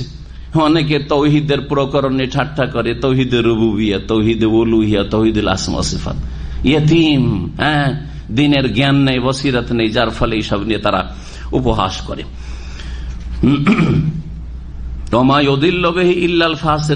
আর যাদেরকে পথভ্রষ্ট করেন আল্লাহ রাব্বুল আলামিন, তারা আসলে ভালো মানুষ না, একমাত্র পথভ্রষ্ট করেন যারা সত্যত্যাগী তাদেরকে। ফাসিকিন, ফাসাকা ইয়াফসিকুর শাব্দিক অর্থ ফিস্ক মানে হচ্ছে আল খুরুজ, বেরিয়ে যাওয়া। ফিস্ক মানে ফাসিন, কাপ মানে হচ্ছে বেরিয়ে যাওয়া। এখান থেকে নবী করিম সাল্লাল্লাহু আলাইহি সাল্লাম ক্ষতিকর যে প্রাণীগুলি রয়েছে, খামসু ফাওয়াসিক, 5 রকমের ক্ষতিকর, মানুষের যে ক্ষতি করে, বাড়ি ঘরের মাল সামানের ক্ষতি করে, সেই সব কে কি বলেছেন? ফাসিক বলেছেন। এরা বাড়াবাড়ি করে, এরা নিজের আওতাতে না থেকে এরা ক্ষতি সাধন করে, ফাসিক বলেছেন। এইরকমই আল্লাহ রাব্বুল আলামিন কাফেরকেও ফাসিক বলেছেন, কাফেরও ফাসিক, ওরা হচ্ছে বড় ফাসিক। আর মুসলিম সমাজের যারা আংশিক ভাবে ইসলাম থেকে বেরিয়ে আছে তারা হচ্ছে ফাসিক, বিরুদ্ধাচরণকারী, নাফরমান, তারা হচ্ছে ফাসিক। কারণ তারা আল্লাহ এবং রাসূলের পূর্ণ আনুগত্য থেকে আংশিক ভাবে বেরিয়ে আছে। কেউ আকীদার ক্ষেত্রে বেরিয়ে আছে, পুরোপুরি আকীদায় তাওহীদ নষ্ট, তাহলে পুরো বেরিয়ে গেল। হ্যাঁ, ইবাদতের ক্ষেত্রে বেরিয়ে আছে, বড় গুনাহগার হয়ে আছে, হারামে লিপ্ত হয়ে বেরিয়ে আছে। জি, এইরকমই মেলা নাজায়েজে লিপ্ত আছে। সুতরাং তার মধ্যে যতটা পাপ আছে ততটা ফাসিকি আছে, যতটা ঘাটতি আছে ফরজ ওয়াজিবে ততটা ফাসিকি আছে। ফাসিকও 2 ভাগে বিভক্ত, বড় ফাসিক আর ছোট ফাসিক। বড় ফাসিক হচ্ছে যাদের ঈমান ভঙ্গ করেছে, অথবা ঈমানের গণ্ডিতে আসেই নাই, অথবা ঈমান থেকে বেরিয়ে গেছে। আর ছোট ফাসিক হচ্ছে যারা মুসলিম থাকা সত্ত্বেও বিভিন্ন পাপে জড়িয়ে আছে, আল্লাহর আদেশে ঘাটতি করে পালনে, অথবা আল্লাহর নিষিদ্ধ কথা কাজে লিপ্ত হয়, বা রাসূলুল্লাহ সাল্লাল্লাহু আলাইহি ওয়াসাল্লামের নাফরমানি করে। কোন ক্ষেত্রে যতটা যে করলো নাফরমানি ততটা ফাসিক। নাফরমানি মানে আনুগত্য থেকে বেরিয়ে যাওয়া। ওমা ইউদিল্লু বিহি ইল্লাল ফাসিকিন, আল্লাহ রাব্বুল আলামিনের আয়াত এবং আয়াতে যে সব দৃষ্টান্ত উপমা পেশ করছেন, এগুলো দিয়ে যারা সত্যত্যাগী তাদেরকেই পথভ্রষ্ট করেন। তাহলে আল্লাহ জবরদস্তি ভালো মানুষকে পথভ্রষ্ট করেন না, যে পথভ্রষ্ট হতে যায় তখন সেদিকে তাকে চালিয়ে দেন। যেমন সূরা নিসার আয়াত নম্বর 115 আল্লাহ বলছেন যে নুআল্লিহ মা তাওয়াল্লা, মানুষ যেদিকে চলতে চায় সেদিকে আল্লাহ চালিয়ে দেন। ওমাইয়া শাকিকির রাসূলা মিন বাদে মা তাবায়্যানা লাহুল হুদা, হেদায়েত স্পষ্ট হয়ে গেল, রাস্তা আপনার জানা আছে, ক্লিয়ার। হ্যাঁ, কোরআন সুন্নাহর রাস্তা, তাওহীদ সুন্নাহর রাস্তা, রাস্তা জানার পরে কি করে শাকিকির রাসূলের রাস্তা বাদ দিয়ে এইদিকে ওইদিকে সংশয়ের শিকার হয়ে, শুবহাতের শিকার হয়ে ওইদিকে চলে গেলেন, বা শাহওয়াত কুপ্রবৃত্তির শিকার হয়ে শয়তানকে সুযোগ দিলেন, এইদিকে ওইদিকে চলে গেলেন। ওমাইয়া শাকিকির রাসূলা মিন বাদে মা তাবায়্যানা লাহুল হুদা ওয়া ইয়াত্তাবি গায়রা সাবিলিল মুমিনিন, আর মুমিনদের রাস্তা ছাড়া অন্য রাস্তার অনুসারী হলেন নবী করিম সাল্লাল্লাহু আলাইহি ওয়াসাল্লাম। যে মুমিন দলটিকে ছেড়ে গেছিলেন, সবচেয়ে শ্রেষ্ঠ দল সাহাবায়ে কেরাম, তাদের আদর্শ বাদ দিয়ে খেয়াল খুশি ইসলাম বোঝা শুরু করলেন, খেয়াল খুশি আপনি ইসলামের ব্যাখ্যা করা শুরু করলেন, স্বাধীন চিন্তা চেতনা নিয়ে আপনি কোরআন বুঝবেন। হ্যাঁ, জেনারেল লাইনে পড়াশোনা করে সব তফসির করতে বসে যাচ্ছেন। হ্যাঁ, যে সবার এই তফসির, তোমাকে এই সূরা তফসির করতে, তোমাকে এই সূরা তফসির করতে, তোমাকে এই সূরা তফসির করতে হবে। এই যে তরিকা, ইসলাম পড়ার দরকার নেই, এমনিতে তফসির করতে পারে। কথা বুঝেছেন? এইরকম যারা করি তাদের অবস্থাটা এরকম ভাই।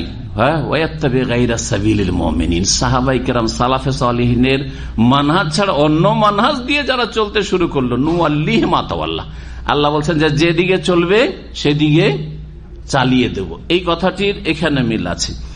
ফাসেকদেরকে আল্লাহ পথভ্রষ্ট একমাত্র করেন, তাহলে যারা ফাসেক হবে না তাদেরকে পথভ্রষ্ট আল্লাহ জবরদস্তি করেন না। তো আল্লাহর পথভ্রষ্ট করাটা কেমন? আল্লাহর দোষ না, আপনাকে এখানে এনে ইন্না হাদাইনাহুস সাবিল, আল্লাহ রাস্তা দেখিয়ে দিলেন, আর এইদিকে ওইদিকে শয়তানের মেলা রাস্তা আছে। আপনি বলছেন এইটা আমাকে ভালো লাগছে, এটা আমি চয়েস করছি, এই অপশনটা আমাকে ভালো লাগছে, এইটা কষ্টকর। কারণ জান্নাতের রাস্তাকে কষ্টদায়ক বস্তু দিয়ে ঢেকে রাখা হয়েছে। রিজার আছে হুফফাতিল জান্নাতু বিল মাকারে, জান্নাতের রাস্তা কষ্টদায়ক বস্তু কাঁটা দিয়ে ঢাকা আছে। ওয়া হুফফাতিন নারু বিশ-শাহাওয়াত, আর জাহান্নামকে ঢেকে রাখা হয়েছে কি দিয়ে? হ্যাঁ, মনোরঞ্জনকারী বস্তু দিয়ে। আমোদ ফুর্তি, মজা লাগে, ফজরের সময় ঘুমাইতে মজা লাগে, সুদ খেতে মজা লাগে, বোঝা গেছে?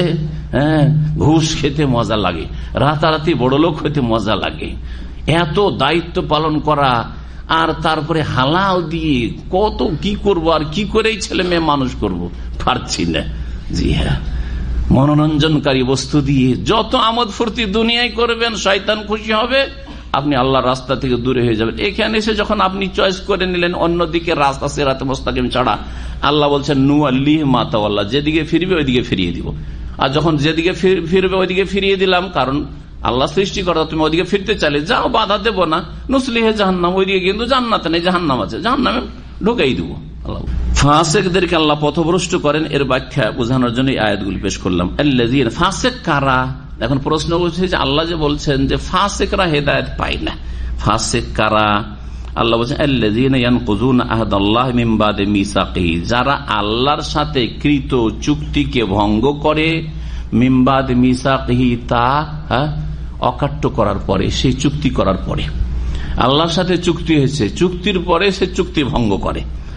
এই চুক্তি কোন চুক্তি? ইমাম ইবনে কাসির রাহিমাহুল্লাহ এই চুক্তি সম্পর্কে যা বলেছেন সেই কথাটি বর্ণনা করি। আল্লাহ রাব্বুল আলামিন মানুষ এবং জিনকে সৃষ্টি করেছেন কিসের জন্য? হ্যাঁ, তার ইবাদতের জন্য। এই চুক্তিকে আহদ বলা হয়। ওয়াল আহদ আল্লাযী ওয়াসাফা হাউলাইল ফাসিকিনা বিনাকযিহি, যেই চুক্তির কথা, আহদ ওয়াদা, প্রতিশ্রুতির কথা আল্লাহ বলছেন যে এই প্রতিশ্রুতি যারা ভঙ্গ করবে তাদেরকে আল্লাহ ফাসিকিন বলেছেন। সেটা হচ্ছে হুয়া ওয়াসিয়াতুল্লাহ ইলা খালকিহি, আল্লাহর যে ওসিয়ত বা উপদেশ রয়েছে সৃষ্টি জগতের জন্য, মানুষ এবং জিনের জন্য। ওয়া আমারাহু ইয়াহুম, মানব জাতিকে যে আল্লাহ নির্দেশ দান করেছেন, বেমা আমারাহুম বিহি মিন তাআতিহি, যে আল্লাহর আনুগত্য করবে তোমরা, ওয়া নাহিহি, এবং আল্লাহ এবং তার রাসূল সাল্লাল্লাহু আলাইহি সাল্লামের বিরুদ্ধাচরণ করবে না, নাফরমানি করবে না, এবং যেগুলি নিষেধ করেছি সেগুলি থেকে তোমরা বিরত থাকবে। ফি কুতুবিহি আলা লিসানে রাসূলিহি, আল্লাহর আসমানি কিতাবগুলিতে রাসূলগণের মাধ্যমে। ওয়া নাকযিহিম যালিকা, আর এইগুলিকে ভঙ্গ করা, এই চুক্তি হয়ে গেল, তাহলে এটা ওসিয়ত আল্লাহর।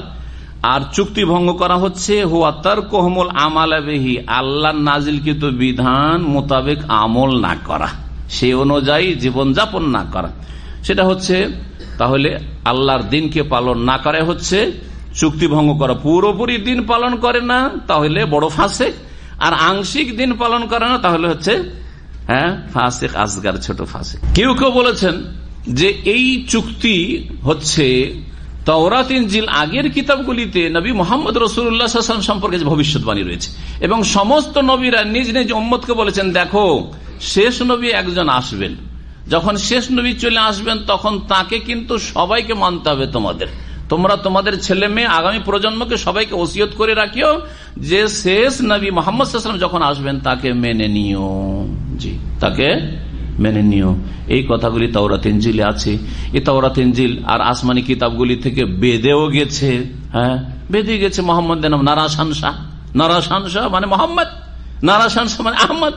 কিন্তু হিন্দু ব্রাহ্মণরা হয় সেখানে অপব্যাখ্যা করে দেন, না এটা মোহাম্মদের ওপর ফিট হয় না, এটা কলকি অবতার যেটা সেটা অন্য কেউ, এইভাবে অস্বীকার। আর না হলে যদি বুঝাও নেই তারপরে দেখে যে আমাদের তো এই গদি চলে যাবে, ধর্মীয় গদি যেটা রয়েছে, অথবা আমি কোণঠাসা হয়ে যাব, আমি তো বাঁচতে পারবো। যেমন অনেক এইরকম প্রভাবশালী লোকেরা দুনিয়ার লোভে তারা দিনকে সত্য বুঝার পরে মানতে পারেনি, যেমন রোমান রাজা কাইসার, সে মানেনি। ও তোমাদের পরীক্ষা করেছিলাম, যখন হইচই দেখলো তখন বলে না না না তোমাদের পরীক্ষা করেছিলাম, আসলে মোহাম্মদের প্রশংসা করিনি।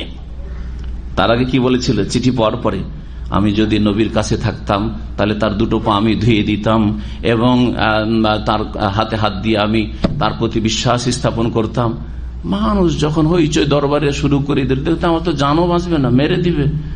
জান বাঁচাইতে হবে, মান বাঁচাইতে হবে, রাজত্ব বাঁচাইতে হবে, 1 নম্বরে হয়ে গেল রাজত্ব।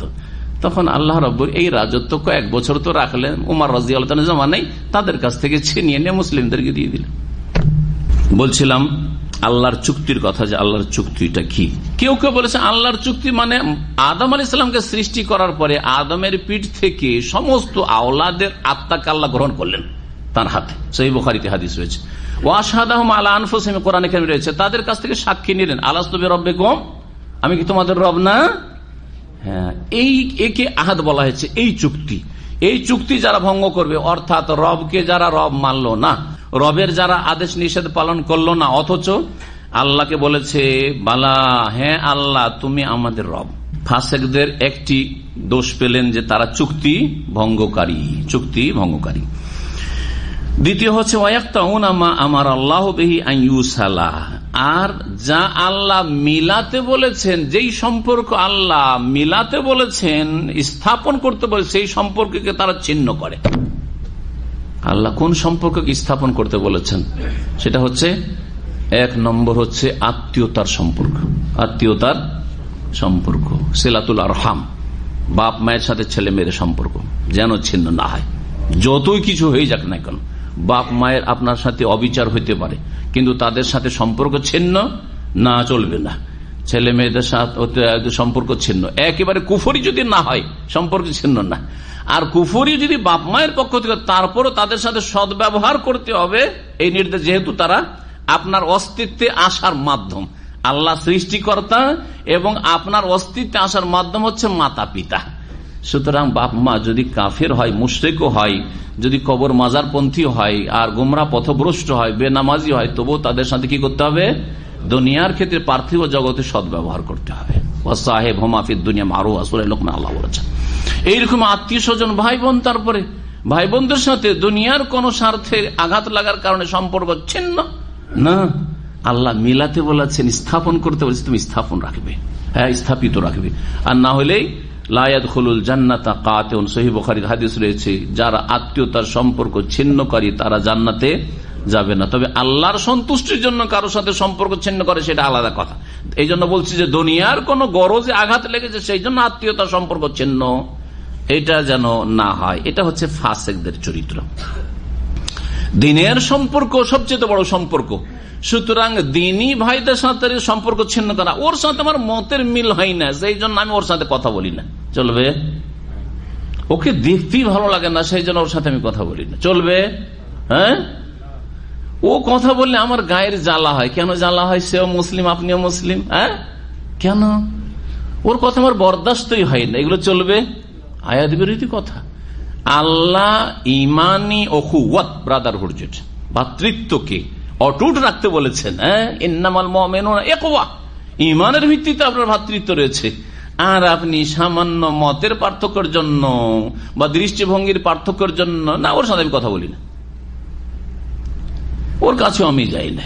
ওকে দেখলে আমি দূরে সরে যাই, কেটে পড়ি। জায়েজ নয়। 3 দিনের বেশি কথা বন্ধ করো, জায়েজ নয়। 3 দিন আল্লাহ কেন অবকাশ দিয়েছেন? কারণ মেজাজ গরম হয়েছে, ঠান্ডা হওয়ার জন্য 3টা দিন লাগতে পারে মাঝে মধ্যে। হ্যাঁ, মেজাজটা ঠান্ডা করার জন্য অনেকের সাথে সাথে শয়তান থেকে পানা চাইলে আর উজু করলে ঠান্ডা হয়ে যাবে, অনেকে হবে না, তো 3 দিন লাগতে পারে। সেজন্য 3 দিন আল্লাহ অনুমতি দিয়েছেন, তার বেশি না। তারপর আকাশ আমল উঠছে না। আল্লাহ বলছেন যে 3 দিন অপেক্ষা করো, যদি এরা যদি মিলে যায় মুসলিম মুসলিম, তাহলে উপরে উঠাইবা ফেরেশতারা, না হলে ওইদিকে রেখে দাও, ওর আমল ছুঁড়ে ফেলে দাও। এদেরকে অবসর দাও, আসমানে এদের আমল নিয়ে আসছে না, যতক্ষণ পর্যন্ত তারা নিজের মাঝে মীমাংসা না করে নিচ্ছে। সে যদি মমিন মুসলিম ভাইদের সাথে হয়, তাহলে মমিন মুসলিম যদি আপনার আত্মীয় স্বজন হয়, মমিন মুসলিম আপনার প্রতিবেশী হয়, মমিন মুসলিম যদি আপনার রুমমেট হয়, মমিন মুসলিম যদি আপনার গ্রামবাসী হয়, ইত্যাদি। হ্যাঁ, মমিন মুসলিম একই জায়গায় একই মসজিদে নামাজ পড়ছেন। যেমন মসজিদে দেখলেন যে এই দরজা দিয়ে ঢুকলো, ও ডান দিকে লাগবে না বাম দিকে, আগে দেখি, ও যদি ডানের লাগে আমি বামে। আছে অনেকে, এই নামাজ পড়ে লাভ কি হবে? শুধু নামাজ দিয়ে জান্নাত যেতে পারবেন? হ্যাঁ, নামাজ ছাড়া জান্নাত যেতে পারবেন না, নামাজ ছাড়া মুসলিমও থাকবেন না, কিন্তু নামাজের সাথে সাথে অন্তরকে সাফ করতে, কালবে সালিম হইতে হবে, না হলে জান্নাতে অন্তরে খাবাসাত নিয়ে যাওয়া যাবে না।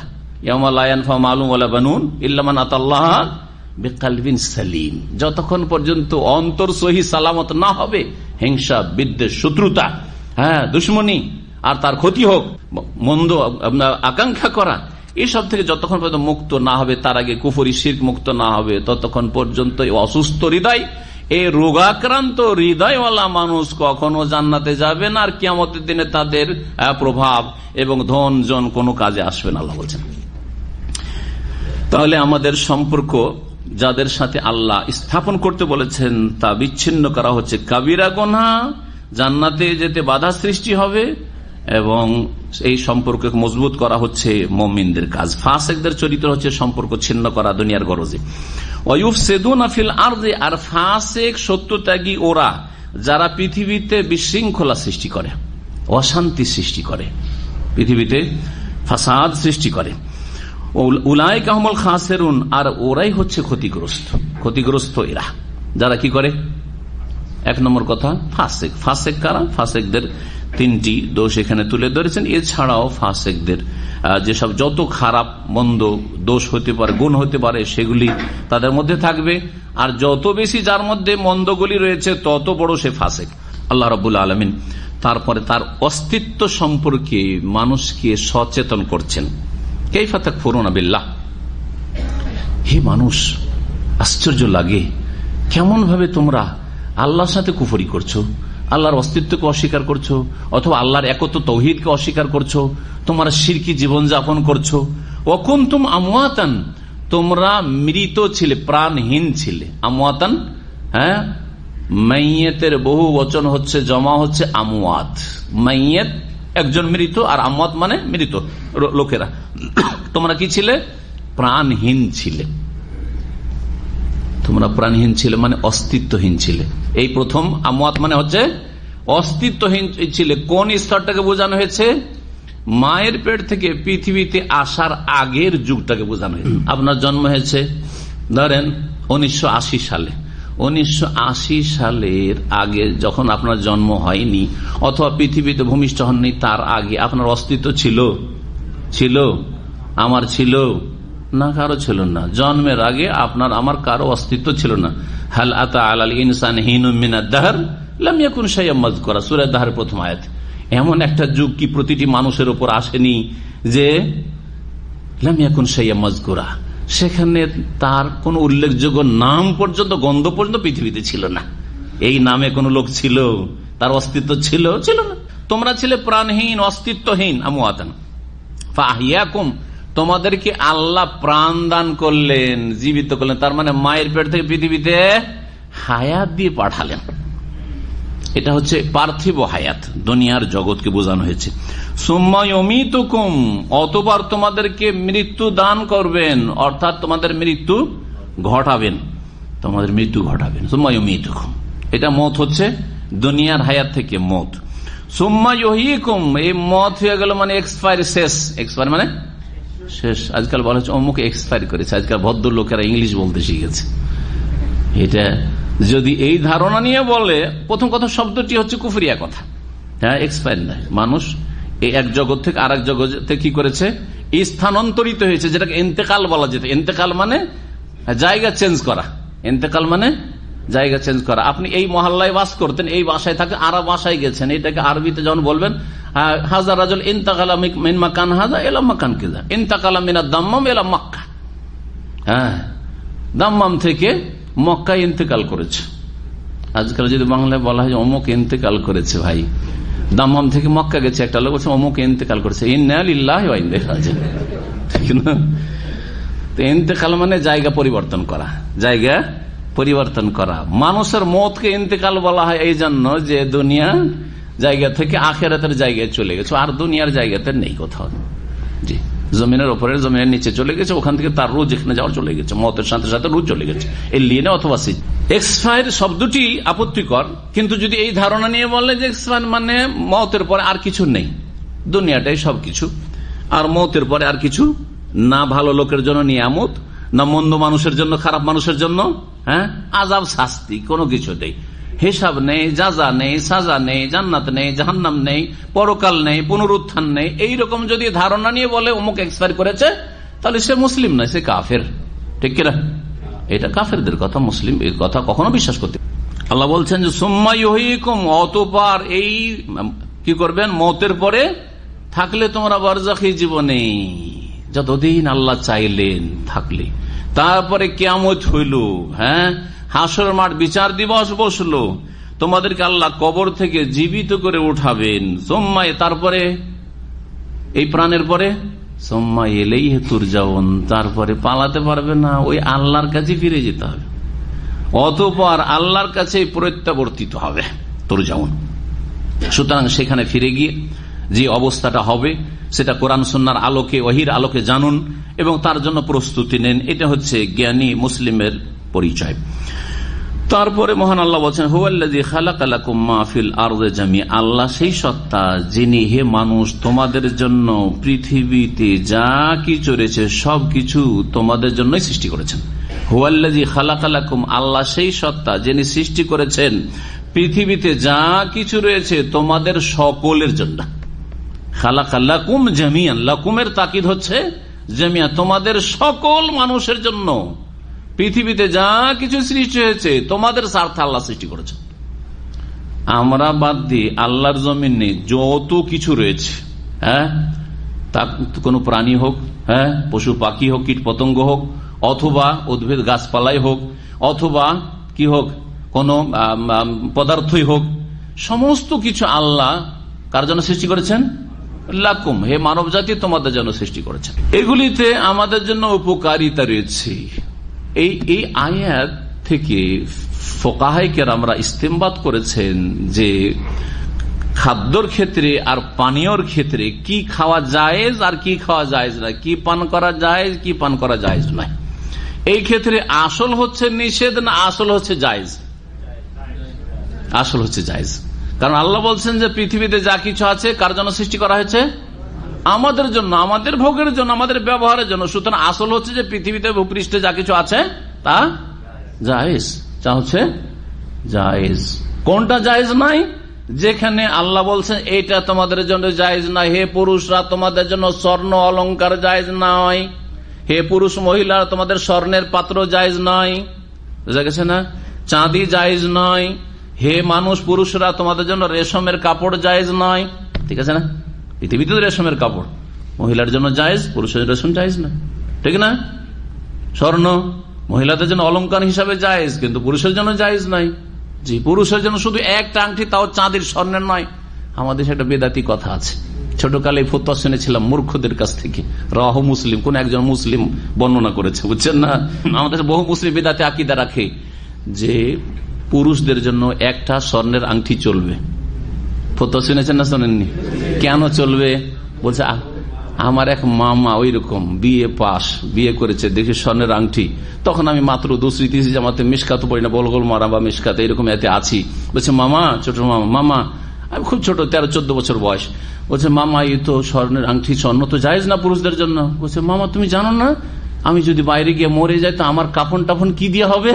ওই তখন এই কথা শুনেছিলাম। এই যে জাহেলদের ফতোয়া, যদি এই ফতোয়া যদি থাকে তাহলে হারাম কাজ করছে। এমন হারাম, যেই ব্যক্তি স্বর্ণ ব্যবহার করবে সেই ব্যক্তি জান্নাতের স্বর্ণের নিয়ামত থেকে বঞ্চিত হবে। তার দুটি অর্থ এই হাদিসের, জান্নাতে যাবে না। হ্যাঁ, এই শুধু এই পাপ থাকে তাহলে কিছু কাল, দীর্ঘকাল, তারপরে যাবে হয়তো জাহান্নামে যেতে হবে এই কবিরা গুনার কারণে। আর না হলে জান্নাতে যদি যায়ও তো আল্লাহ বলবে তোকে স্বর্ণ দেব না, কারণ স্বর্ণ তো দুনিয়াতে যখন ভোগ করে নিয়েছিস। মাল্লাবিসাল হারিরা ফিদ দুনিয়া লাম ইয়ালবাসহা ফিল আখিরাহ।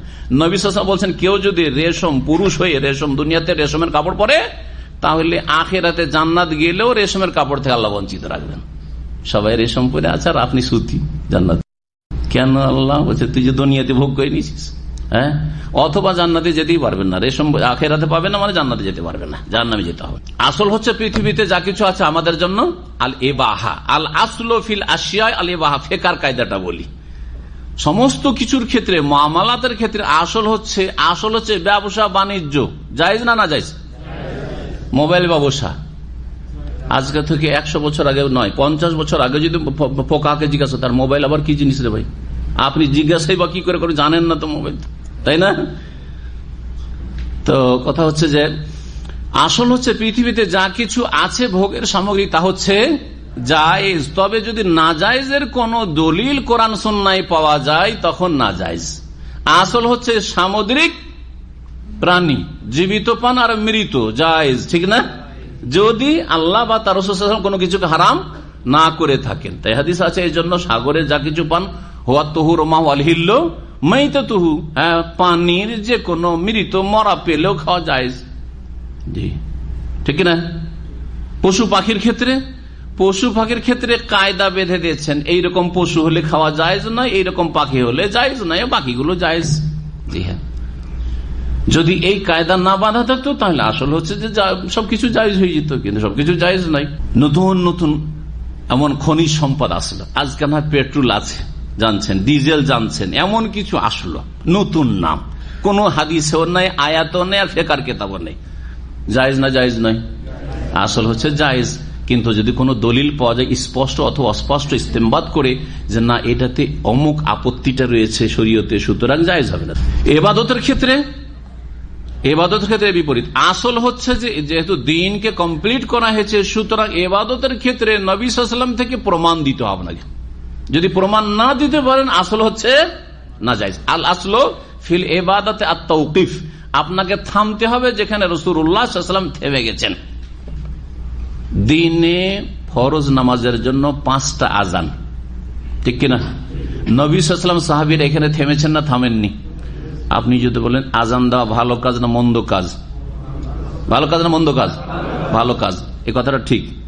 আজান দেওয়া যখন মন্দ কাজ, আমি গত সপ্তাহে কিন্তু শুবহাত সংশয় বুঝাইতে গিয়ে এই উদাহরণগুলো দিচ্ছিলাম। যখন আজান দেওয়া ভালো কাজ, আজান দিলে শয়তান পালাই কি পালাই না? পালাই, এটা তো একমত আমরা। যখন একমত, তাহলে আমরা দিনে মাত্র 5 বার কেন আজান দেব? 10 বার আজান দিয়ে বেশি করে শয়তান তাড়াবো, এই কথাটা বাতিল কিনা? এইটা হচ্ছে সংশয়, শুবহাতের রোগ, এই হচ্ছে সংশয়ের রোগ। এইরকমই চোরের হাত কাটা ভালো কাজ না মন্দ কাজ? ভালো কাজ। চোরের হাত কাটা উচিত কি উচিত নাই, ফরজ কি ফরজ নাই? হ্যাঁ ফরজ। হ্যাঁ ফরজ যখন, তাহলে আমরা হাত কাটবো? হ্যাঁ আমরা বল প্রয়োগ করব? ঠিক আছে না। চোরের হাত যখন কাটতে হবে, তাহলে এটা কি করে হবে যদি আমরা ক্ষমতায় না যাব? এটা হচ্ছে ভুল কথা। আপনাকে ক্ষমতায় গিয়ে হাত কাটতে হবে, এটা ভ্রান্ত কথা। যাকে আল্লাহ ক্ষমতায় পাঠিয়েছেন তার উপর হাত কাটা ফরজ। এই বিষয়গুলি বুঝে না, আর আজকাল মুসলিমরা হচ্ছে আবেগী। কথা তো ভালো রে ভাই, এরা তো শুধু নামাজ রোজার কথা বলে, আর ওরা তো অনেক বড় বড় কথা বলে।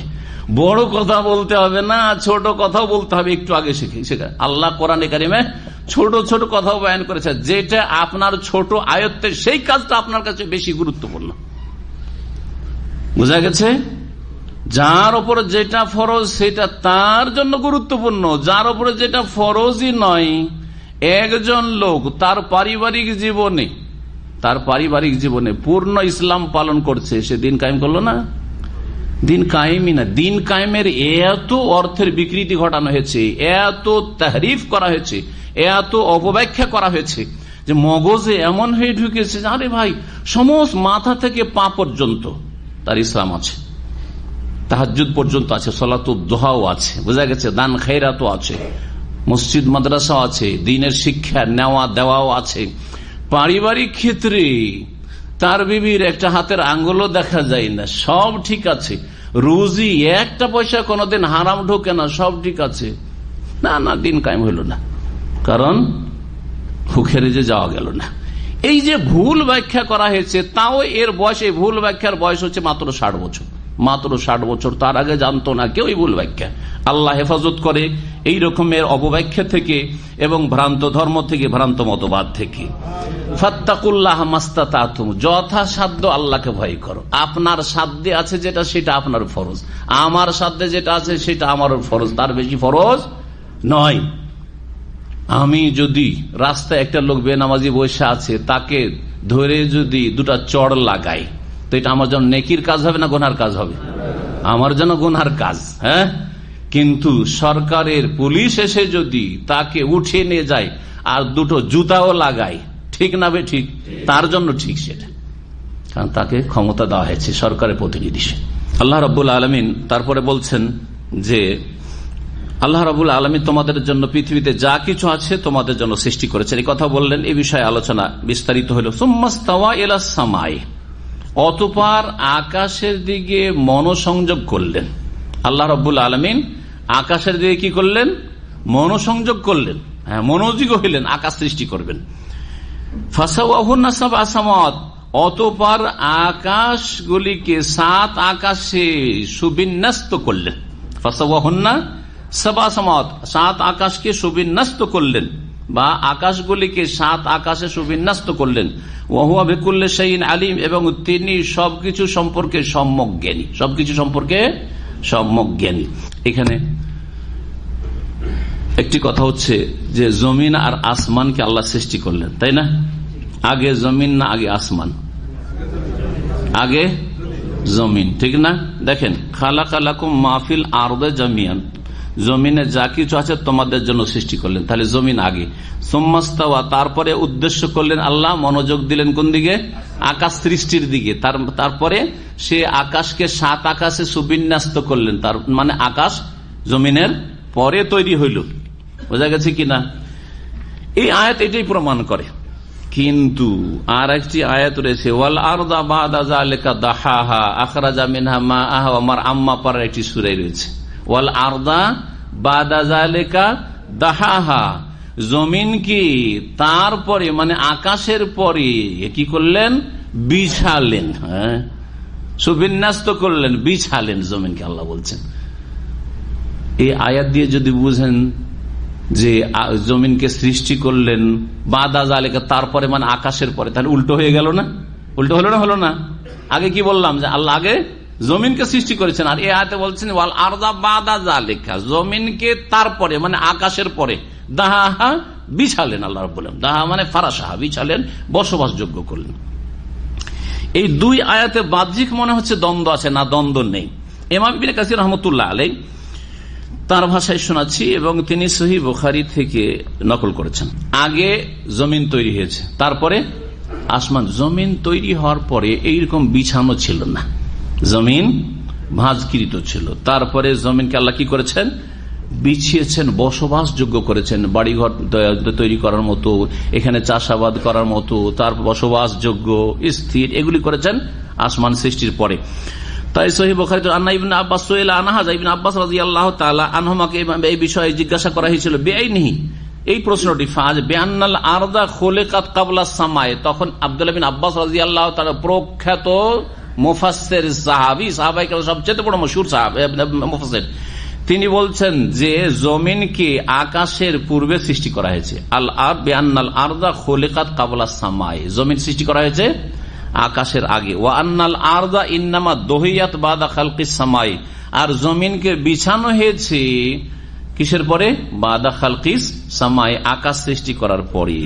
এইভাবে অনেক তাফসীর কাজা আজাবা গায়র ওয়াহিদ মিন উলামায়ে তাফসীর কাদিমান ওয়া হাদিসেন, প্রাচীন যুগেও সাহাবায়ে কেরাম, তাবেঈন, তাবা তাবেঈন, সালাফদের যুগেও আর পরবর্তীকালেও এই তাফসীর করা হয়েছে। যেমন সূরা নাজিয়াতে রয়েছে যে বললাম ওয়াল আরদা বাদা যালিকা দাহাহা। আর তারপরে জমিনে আসমানে যা কিছু রয়েছে সৃষ্টি জগৎ, হ্যাঁ, পাহাড় পর্বত, এগুলোকে কয়দিন আল্লাহ সৃষ্টি করেছেন? 6 দিন। এই কথা কোরআনে কারীমের সূরা হামিম সেজদায়, সূরা ফুসসিলাতে বিস্তারিত আল্লাহ রাব্বুল বর্ণনা করেছেন। যে আয়াতগুলিতে রয়েছে আয়াত নম্বর 9 থেকে 12 পর্যন্ত আল্লাহ বর্ণনা করেছেন। কুল, হে নবী বলে দাও, ইন্নাকুম লাতাকফুরুন, তোমরা কি অস্বীকার করছো সেই সত্তাকে, খালাকাল আরদা ফি ইয়াওমাইন, যিনি জমিন সৃষ্টি করেছেন কয়দিনে? 2 দিনে। ওয়াতাজআলুনা লাহু আনদাদা, আর সেই আল্লাহর সাথে যিনি 2 দিনে জমিন সৃষ্টি করলেন তার সাথে শরীক সাব্যস্ত করছো। যালিকা রব্বুল আলামিন, তিনি তো রব্বুল বিশ্বজাহানের রব, প্রতিপালক। ওয়া জাআলা ফিহা রাওয়াসিয়া মিন ফাওকিহা, আর জমিনের উপর আল্লাহ বড় বড় পর্বতমালা সৃষ্টি করলেন। ওয়া বারাকা ফিহা, আর তাতে বরকত নিহিত করলেন। ওয়া কাদ্দারা ফি আকওয়াতাহা ফি আরবাতি আইয়ামিন, আর তাতে যত সম্পদের প্রয়োজন এই জমিনে, রুজি, চাষাবাদ যোগ্য হওয়া, তারপরে এতে খনিজ সম্পদ, এক কথা রুজির যে সব উৎস হইতে পারে মানুষের উপজীবিকার জন্য, সেগুলিকে সুনির্ধারিত করলেন ফি আরবাতি আইয়ামিন, 4 দিনে, অর্থাৎ আগের 2 দিন মিলিয়ে 4 দিন। 2 দিনে জমিন তৈরি হলো, আর 2 দিনে জমিনে মানব জাতির জন্য বা সৃষ্টিকুলের জন্য, মখলুকাতের জন্য রুজি আল্লাহ সুনির্ধারিত করে রুজির ব্যবস্থা বা বিভিন্ন সম্পদ সৃষ্টি করলেন। সুম্মাস্তাওয়া ইলাস সামাই ওয়া হিয়া দুখান, তারপরে আল্লাহ আকাশের দিকে মনোযোগ করলেন, মনোযোগী হইলেন। ওয়া হিয়া দুখান, সেটা ধোঁয়ার মতো ছিল। ফাকাল, আল্লাহ তারপরে বললেন আকাশকে উদ্দেশ্য করে, ওয়ালিল আরদে, আর জমিন, এতিয়া তাও আন আও কারহান কালাত আতাইনা তাই, তোমরা আসো, ইচ্ছাকৃত হোক অনিচ্ছাকৃত, যেভাবে বলছে সেইভাবে তৈরি হও। ফাকাদাহুন্না সাবা সামাওয়াত, তারপরে 7 আকাশকে তৈরি করলেন ফি ইয়াওমাইনি, 2 দিনে। তাহলে কয়দিন হয়ে গেল? 6 দিন হয়ে গেল। এই হচ্ছে আল্লাহ রাব্বুল আলামিনের কোরআনে কারীমের আয়াত। এই আয়াতগুলি দিয়ে বোঝা যায় যে আকাশ আছে না নেই? না দূরে কিছু দেখলে অন্ধকার লাগে সেটার নাম আকাশ, আকাশ বলে কিছু নেই? বৈজ্ঞানিকেরা এইরকম কথা বলেছে, সেটা মিথ্যা কথা। আকাশ আছে, এবং এক আকাশ 7 এক তো আকাশ আছে, আকাশ, তারপরে 7 আকাশ আছে, 7 আসমান আল্লাহ তৈরি করেছেন। এক আকাশ থেকে আর এক আকাশের মাঝের দূরত্ব হচ্ছে 500 বছর রাস্তা, যেমন হাদিস দ্বারা প্রমাণিত। জমিন আছে, জমিনও আকাশের মতো 7টা কিনা? হ্যাঁ, 7টা। দলিল কোরআনে কারীমে একটি আয়াত, সূরা তালাকের আয়াত নম্বর 12তে রয়েছে।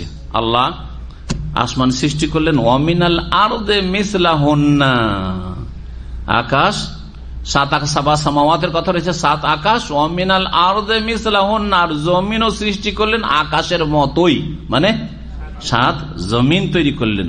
তবে এক আকাশ থেকে আরেক আকাশের মাঝে যেমন ফাঁক আছে, ওই রকমই এক জমিন থেকে আরেক জমিনের মাঝে কোনো ফাঁকা আছে কি না এ সম্পর্কে কোনো দলিল নেই। সুতরাং এই ধরনের কথা অনেক তাফসীরকাররা বলেছেন। আর প্রত্যেক জমিনে আল্লাহর সৃষ্টি আছে, সেখানে নবী রাসূল পাঠিয়েছেন।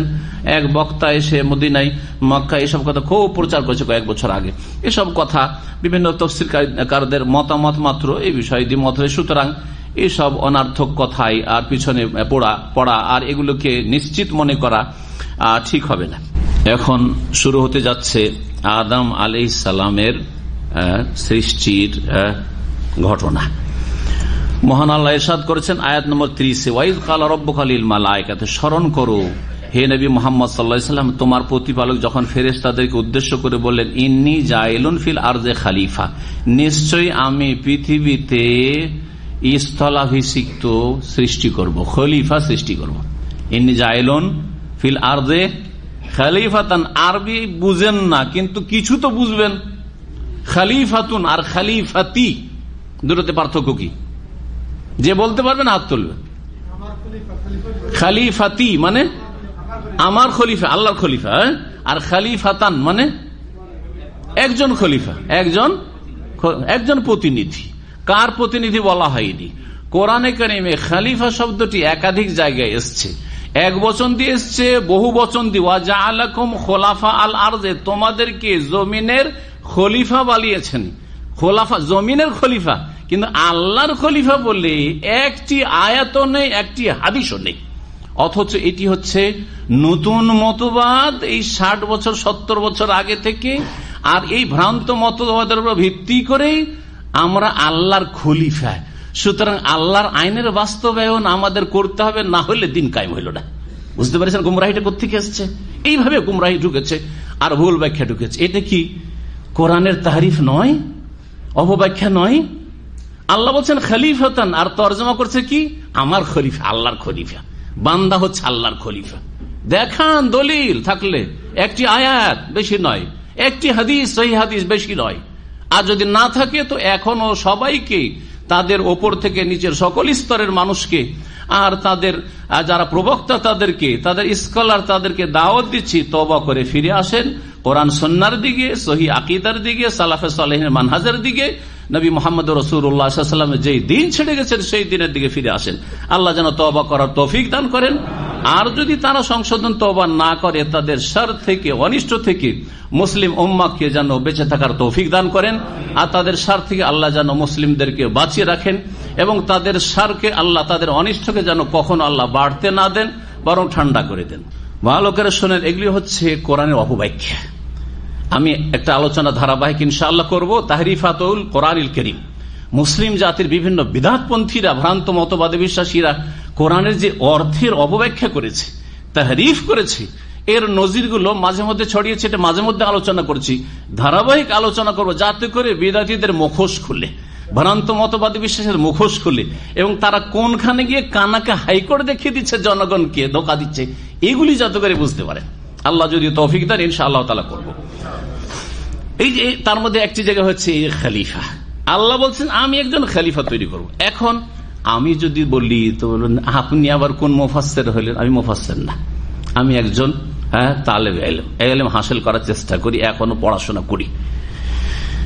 ইমাম ইবনে কাসির তো মুফাসসির আপনাদের কাছে, ঠিক না? ইমাম ইবনে কাসিরের তাফসীর কোরআন দিয়ে, কোরআনের তাফসীর কোরআন দিয়ে, হাদিসের তাফসীর। ইমাম ইবনে কাসিরের চমৎকার তরিকা হচ্ছে যে তিনি যদি আয়াতের তাফসীর আয়াত দিয়ে পান তো আয়াত নিয়ে আসেন, একটা আয়াত সংক্ষেপে আর একটা বিস্তারিত আয়াত কয়েকটা করে নিয়ে আসেন। দেখাইলাম যে চ্যালেঞ্জ, কোরআনের চ্যালেঞ্জগুলিতে কতগুলি আয়াত পড়ে শুনাইলাম, ঠিক না? আমি মাঝে মধ্যে কিন্তু শোনাই, এটা দিয়ে উপলব্ধি করতে পারেন যে কোরআনের আয়াত দিয়ে কোরআনের তাফসীর করেছেন তিনি। তারপরে দেখছেন যে হাদিস আছে, তখন হাদিসগুলো নিয়ে এসছেন। বহু সময় হাদিসগুলি পড়ে শোনাই যে কোনো বিষয়ের ওপর, তখন কিছু কিছু করে আপনাদেরকে হাদিস শোনাবার চেষ্টা করি। তো ইমাম ইবনে কাসির রাহমাতুল্লাহ তারপরে তখন সাহাবায়ে কেরামদের উক্তি নিয়ে আসেন। ইবনে আব্বাস এই বলেছেন, তারপর যায়েদ বিন সাবিত এই বলেছেন, আলী রাজি এই বলেছেন, আবু বকর এই বলেছে, এরকম। তারপরে তাবেঈনদের উক্তি নিয়ে আসেন, তারপরে তাবেঈনের উক্তি নিয়ে আসেন, তারপরে আইম্মায়ে কেরামদের উক্তি নিয়ে আসেন তিনি। তো এখানে ইবনে কাসির রাহিমাহুল্লাহ কি বলছেন এই বিষয়টিকে আপনাদেরকে বুঝাই যে খলিফা মানে এই আয়াতের তাফসীরে ইমাম হাফেজ মুফাসসির ইবনে কাসির রাহিমাহুল্লাহ বলছেন, ইন্নী জাইলুন ফিল আরদে খলিফা। এই আয়াতের তাফসীর হচ্ছে আই কওমান ইয়াখলুফু বাযুহুম বাদান, কারনান বাদা কারনিন ওয়া জিলান বাদা জিলিন, কামা ক্বালা তাআলা ওয়া হুয়াল্লাযী জাআলাকুম খালাইফাল আরদি ওয়া ইয়াজআলুকুম খুলাফাল আরদি ওয়া ক্বালা ওয়ালাউ নাশাউ লাজআলনা মিনকুম মালাইকাতান ফিল আরদি ইয়াখলুফুন ওয়া ক্বালা ফাখালাফা মিন বাদিহিম খালফুন। কতগুলি আয়াত দিয়ে তাফসীর করলেন। এই খলিফার তাফসীর করতে গিয়ে একটি আয়াত, দুইটি আয়াত, 3-4টি আয়াত তিনি পেশ করেছেন এই একটি আয়াতে তাফসীর করতে গিয়ে। তাফসীরটা কি শোনেন, ইন্নী জাইলুন ফিল আরদি, আল্লাহ ঘোষণা করলেন যে আমি জমিনে, পৃথিবীতে কি তৈরি করব? খলিফা সৃষ্টি করতে চাইছি, করব। খলিফা অর্থাৎ এমন এক জাতিকে সৃষ্টি করব, ইয়াখলুফু বাযুহুম বাযা, যারা একজন আরেকজনের স্থলাভিষিক্ত হবে, এক দল আরেক দলের জানাসীন হবে। জানাসীন মানে তার স্থান দখল করবে। কারনান বাদা কারন বাদহম বাদান, কারনান বাদা কারনিন, যুগের পর যুগে এক যুগের লোক যাবে, হ্যাঁ, আরেক যুগের লোক আসবে। দাদা আমল শেষ হয়েছে, বাপের আমল শুরু হয়েছে, বাপেরা বাপ চাচারা সব শেষ হয়ে গেল, তখন আমাদের যুগ আসলো, আমাদের যুগের সমাপ্তি ঘটছে, আবার আমার ছেলেদের যুগ আসছে। বুঝা গেছে না? জিলান বাদা জিলিন, এবং প্রজন্মের পর প্রজন্ম, এক প্রজন্ম শেষ আর এক প্রজন্ম আসলো, এইভাবে এক যুগ শেষ, 100 বছর শেষ, আর এক নতুন বছর। বিংশ শতাব্দী শেষ হলো, একবিংশ শতাব্দী শুরু হলো, একবিংশ শতাব্দী শেষ হলো, তারপরে আবার নতুন শতাব্দী শুরু হলো। এইরকম যেমন আল্লাহ বলছেন ওয়াহুয়াল্লাযী জাআলাকুম খালায়েফাল আরদি, আল্লাহ সেই সত্তা যিনি তোমাদেরকে জমিনের খলিফা করেছেন। তাহলে এখানে বহু বচন আছে, শুধু আদমকে বলা হয়নি। কি বলা হয়েছে? তোমাদেরকে জমিনের কি করেছেন? খলিফা করেছেন। জমিনে তোমরা একে অপরের খলিফা হবে। আমরা খলিফা হই না। খলিফা মানে স্থলাভিষিক্ত হওয়া। বাপ মারা গেছে, বাড়ির মালিক কে? বাপের একটা ছেলে, সেই মালিক হয়ে গেল। বাপের 2 ছেলে ভাগ করে নিল, হ্যাঁ, বাপের ছেলে মেয়ে সবাই আছে, সব ভাগাভাগি করে নিল, তারা স্থলাভিষিক্ত হইল না? এখন এই বাড়ির মালিক কে? অমুক তো মারা গেছেন, অমুকের ছেলেরাই এখন বাড়ির মালিক আছে। এটা হচ্ছে খলিফা হওয়া। এটা হচ্ছে একটি তাফসীর, যেটা প্রসিদ্ধ তাফসীর, এবং ইমাম ইবনে কাসির নিজের কিতাব বর্ণনা করেছেন। আর একটি তাফসীর এখানে উল্লেখ করেনি তিনি, সেটাও বলে দিই, ইন্নী জাইলুন ফিল আরদি খলিফা, আমি জমিনে স্থলাভিষিক্ত খলিফা তো সৃষ্টি করব। অর্থাৎ তার আগে জিনেরা কে আল্লাহ সৃষ্টি করেছিলেন, জিনদের স্থলাভিষিক্ত, এখন জিনেরা জমিন আবাদ করবে না। জিনেরা খোলা মাঠ পেয়েছিল, খোলা জমিন পেয়েছিল, আর অবাধে তারা চলাফেরা করছিল, আর সেখানে বিশৃঙ্খলা সৃষ্টি করছিল, সেখানে তারা কলহ মাতিয়ে রেখেছিল, সেখানে তারা খুনাখুনি করছিল না। এদেরকে সরিয়ে দিয়ে এদের চাইতেও ভালো জাতিকে তৈরি করব, তারা হচ্ছে সম্মানিত আদম সন্তান বনি আদম। ওয়ালাকাদ কাররামনা বনি আদম, নিশ্চয় আমি সম্মানিত করেছি আদম সন্তানকে। তো তাহলে এখানে জিনদের জায়গায় আমাদেরকে তাদের খলিফা বানা হয়েছে জমির। জিন আবাদ করতো কারা? আমাদের আগে, আদম আলাইহিস সালামের আগে জিনেরা আবাদ করতো। জিনেরাকে আল্লাহ রাব্বুল আলামিন সরিয়ে দিয়ে এই জমিন আবাদকারী বানিয়েছেন মানব জাতিকে। তাহলে আশা করি খলিফার অর্থ বুঝে গেছেন। আর বলবেন না যে আমরা আল্লাহর খলিফা, আল্লাহর খলিফা, এসব ভ্রান্ত কথা বলবেন না। কারণ দেখেন, মিথ্যা কথার একটা দোষ কি জানেন? মিথ্যা কথাকে 10 জন যদি বলতে থাকে তো এটা কিছুদিন পরে সত্যতে পরিণত হয়ে যায়। হয় না? হয় না? হয়। জি, এই যে আজকাল সন্ত্রাসী কথাটি এসছে, সন্ত্রাসী মানে মুসলিম, সন্ত্রাসী মানে মুসলিম। এত করে প্রচার মাধ্যমে রটিয়েছে, প্রোপাগান্ডা করেছে যে সন্ত্রাসী, অমুক জায়গায় একজন সন্ত্রাসী ধরা পড়েছে। যদি কোনো প্রচার মাধ্যমে বললেই কোন জাতির বলার দরকারই নেই। কি বুঝে নেই সবাই? কোন মুসলিম ধরা পড়েছে, তাই না? সন্ত্রাসী শুধু মুসলিম নাকি? সন্ত্রাসীর কোন ধর্ম আছে নাকি? সন্ত্রাসী কাকে বলে? যে অন্যায় ভাবে ভীত সন্ত্রস্ত করে। অন্যায় ভাবে, নাই ভাবে না, নাই সঙ্গত আপনার বাড়ি দখল করতে এসছে, তো ভীত সন্ত্রস্ত না করলে পালাবে? আপনার বাড়ি দখল করছে, আপনার জমি দখল করছে, তাহলে তাদেরকে ভয় টাকা, তাহলে না ছেড়ে পালাবে। হ্যাঁ, আপনার টাকা পয়সা সবকিছু ডাকাতি করে নিয়ে যাচ্ছে, যদি তাদের ভয় দেখাতে পারেন, তার বলছেন না ভাই আমি সন্ত্রাসী হব না, তোরা নিয়ে যাবি, যা করবেন। কোন বোকা লোক আছেন এরকম? তাহলে তাদেরকে ভীত সন্ত্রস্ত করতে হবে, ডাকাতদেরকে। তো তখন আপনি সন্ত্রাসী হবেন না, আপনি তখন সন্ত্রাসী। সন্ত্রাসীর সংজ্ঞা হচ্ছে যেই ব্যক্তি অন্যায় ভাবে মানুষকে কি করে, ভীত সন্ত্রস্ত করে, সে হচ্ছে সন্ত্রাসী। সেটা মুসলিমও হইতে পারে, সেটা ইহুদিও হইতে পারে, সেটা খ্রিস্টানও হইতে পারে, সেটা হিন্দু হইতে পারে। কখনো শুনলাম যে গান্ধীজিকে হত্যা করলো সে সন্ত্রাসী, ইন্দিরাকে হত্যা করলো সে সন্ত্রাসী।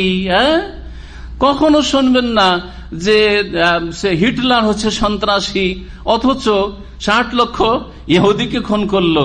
কখনো শুন না যে স্টালিন যে কমিউনিস্ট, লক্ষ লক্ষ মুসলিমকে ধরে ধরে জবাই করেছে, সেই মালাউন অভিশপ্ত। কখনো শুনলেন না কোন প্রচার মাধ্যমে যে স্টালিন হচ্ছে সন্ত্রাসী। সন্ত্রাসী মানে হচ্ছে মুসলিম। মিথ্যাকে বেশি বেশি বললে সেটা সত্যে পরিণত হয়ে যায়। তার একটি প্রমাণ যে মানুষ হচ্ছে আল্লাহর খলিফা। এটা এমন ভাবে প্রোপাগান্ডা করা হয়েছে যে মানুষকে আল্লাহর খলিফা বানিয়ে দিচ্ছে। এখন আল্লাহ যখন খলিফা হয়ে গেলাম, তো আমাকে এখন বল প্রয়োগ করতে হবে, ক্ষমতা হাতে নিতে হবে, নাহলে তো দিন কায়েমি হইল না।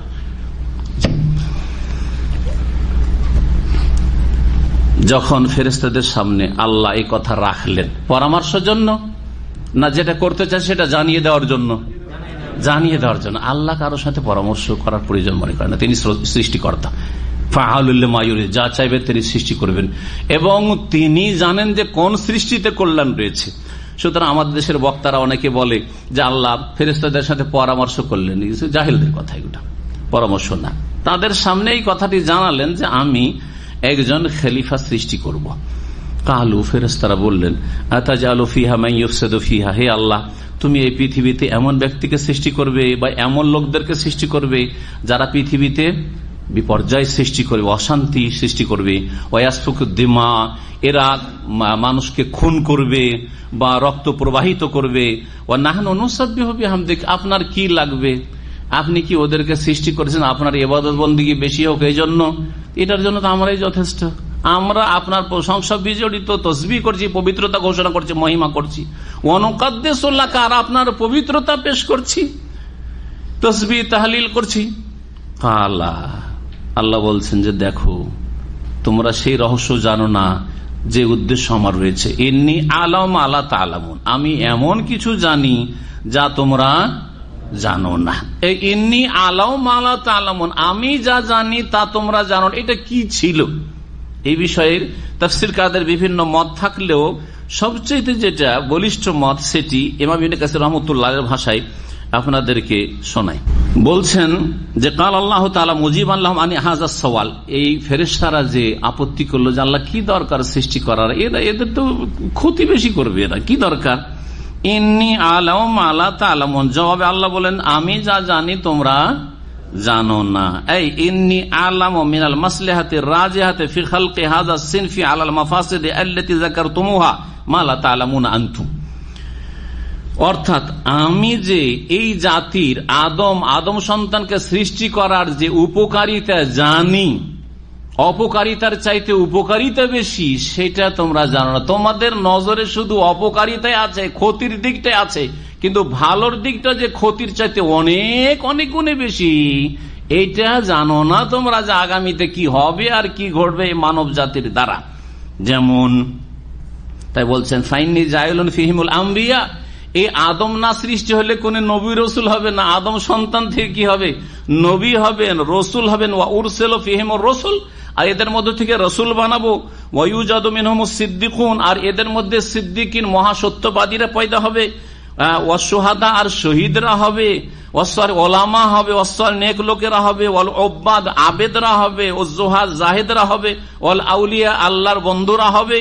ওয়াল আবরার, নেক সৎকর্মশীলরা হবে। ওয়াল মুকাররাবুন, আল্লাহর নৈকট্য প্রাপ্তরা হবে। ওয়াল উলামা হবে, আমলকারীরা হবে। ওয়াল খাশিউন, বিনয়ীরা হবে। ওয়াল মুহিব্বুন আল্লাহু তাবারাক ওয়া তাআলা, আল্লাহ তাবারাক ওয়া তাআলাকে তারা ভালোবাসবে। এই দিকটা যে তোমরা বললে না, এটা তো আর জানো না তোমরা। হ্যাঁ, জি হ্যাঁ। আল মুত্তাবিউনা রাসূল, তারা রাসূলগণের অনুসারী হবে। সাল্লাল্লাহু ওয়া সাল্লামু আলাইহি। দেখেন, এই জন্য ফেরেশতারা যখন রিপোর্ট নিয়ে আসরে যায় আর ফজরে যায় আল্লাহর কাছে, যায় না? যায় না? হাদিসে আছে, সহিহ বুখারী হাদিসে রয়েছে, দুইবার করে শিফট পরিবর্তন হয়। আসরে যখন ফেরেশতারা যান আকাশে, তখন আল্লাহ জিজ্ঞাসা, কাইফা তারাকতুম ইবাদি, আমার বান্দা আদম সন্তানদেরকে কি অবস্থায় ছেড়ে আসলে? ফেরেশতাদের কাছ থেকে জবাব আল্লাহ জানেন না? আল্লাহ জানেন, কিন্তু আল্লাহ বলছেন তোমাদের কাছ থেকে বলিয়ে নেবো, কারণ তোমরা তো নিষেধ করেছিলে। কি অবস্থায় দেখে আসলে? আল্লাহ যখন ফজরে ডিউটি করতে গেছিলাম তখনও তারা ফজর নামাজ পড়ছিল। ও তারাকনাহুম, তাদেরকে আসরে ছেড়ে আসলাম, এখনো তারা আসরের নামাজ পড়ছে। আবার ফজরের শিফটের লোকেরা যখন নামাজ পড়ে, ওই সময় ফজরের শিফটের ফেরেশতারা আল্লাহর কাছে যায়। আল্লাহ জিজ্ঞাসা, কাইফা তারাকতুম ইবাদি, আমার বান্দাদের কি অবস্থায় দেখে আসলে, কি অবস্থায় ছেড়ে আসলে? আল্লাহ যখন আসরের ডিউটি করতে গেছে তখনও নামাজে ছিল ওরা, আর এখন ফজরের ডিউটি করে এলাম, ফজরে দেখলাম ইউসাল্লুন, নামাজ পড়ছে। ইন্নী আলাম আলা তা'লামুন, আয়াত নম্বর 30 থেকে আমাদের তাফসীর ক্ষান্ত করছি, কারণ আজকাল সময় বেশি থাকে না। আসর এগিয়ে চলে এসছে, বাকি ইনশাআল্লাহ তাআলা আদম আলাইহিস সালামের ঘটনা আগামী সপ্তাহে পূর্ণ করবো, আল্লাহ যদি তৌফিক দান করেন। আল্লাহ যেন আমাদের হায়াতে বরকত দান করেন। যারা দিন শিখতে আসছেন তাদের হায়াতে বরকত দান করেন, তাদের সময়ে বরকত দান করেন। যারা দিনের কাজ করছেন, যে যেখানে আছেন, আল্লাহ তাদের জীবনে যেন বরকত দান করেন, এবং সমস্ত রকমের বালা মুসিবত থেকে, অনিষ্ট থেকে, সংকট থেকে, বিপদ আপদ থেকে আপনাদের সকলে যেন হেফাজত করেন। ওয়া সাল্লাল্লাহু আলা নবিয়িনা মুহাম্মদ ওয়া আলা আলিহি ওয়া সাহবিহি।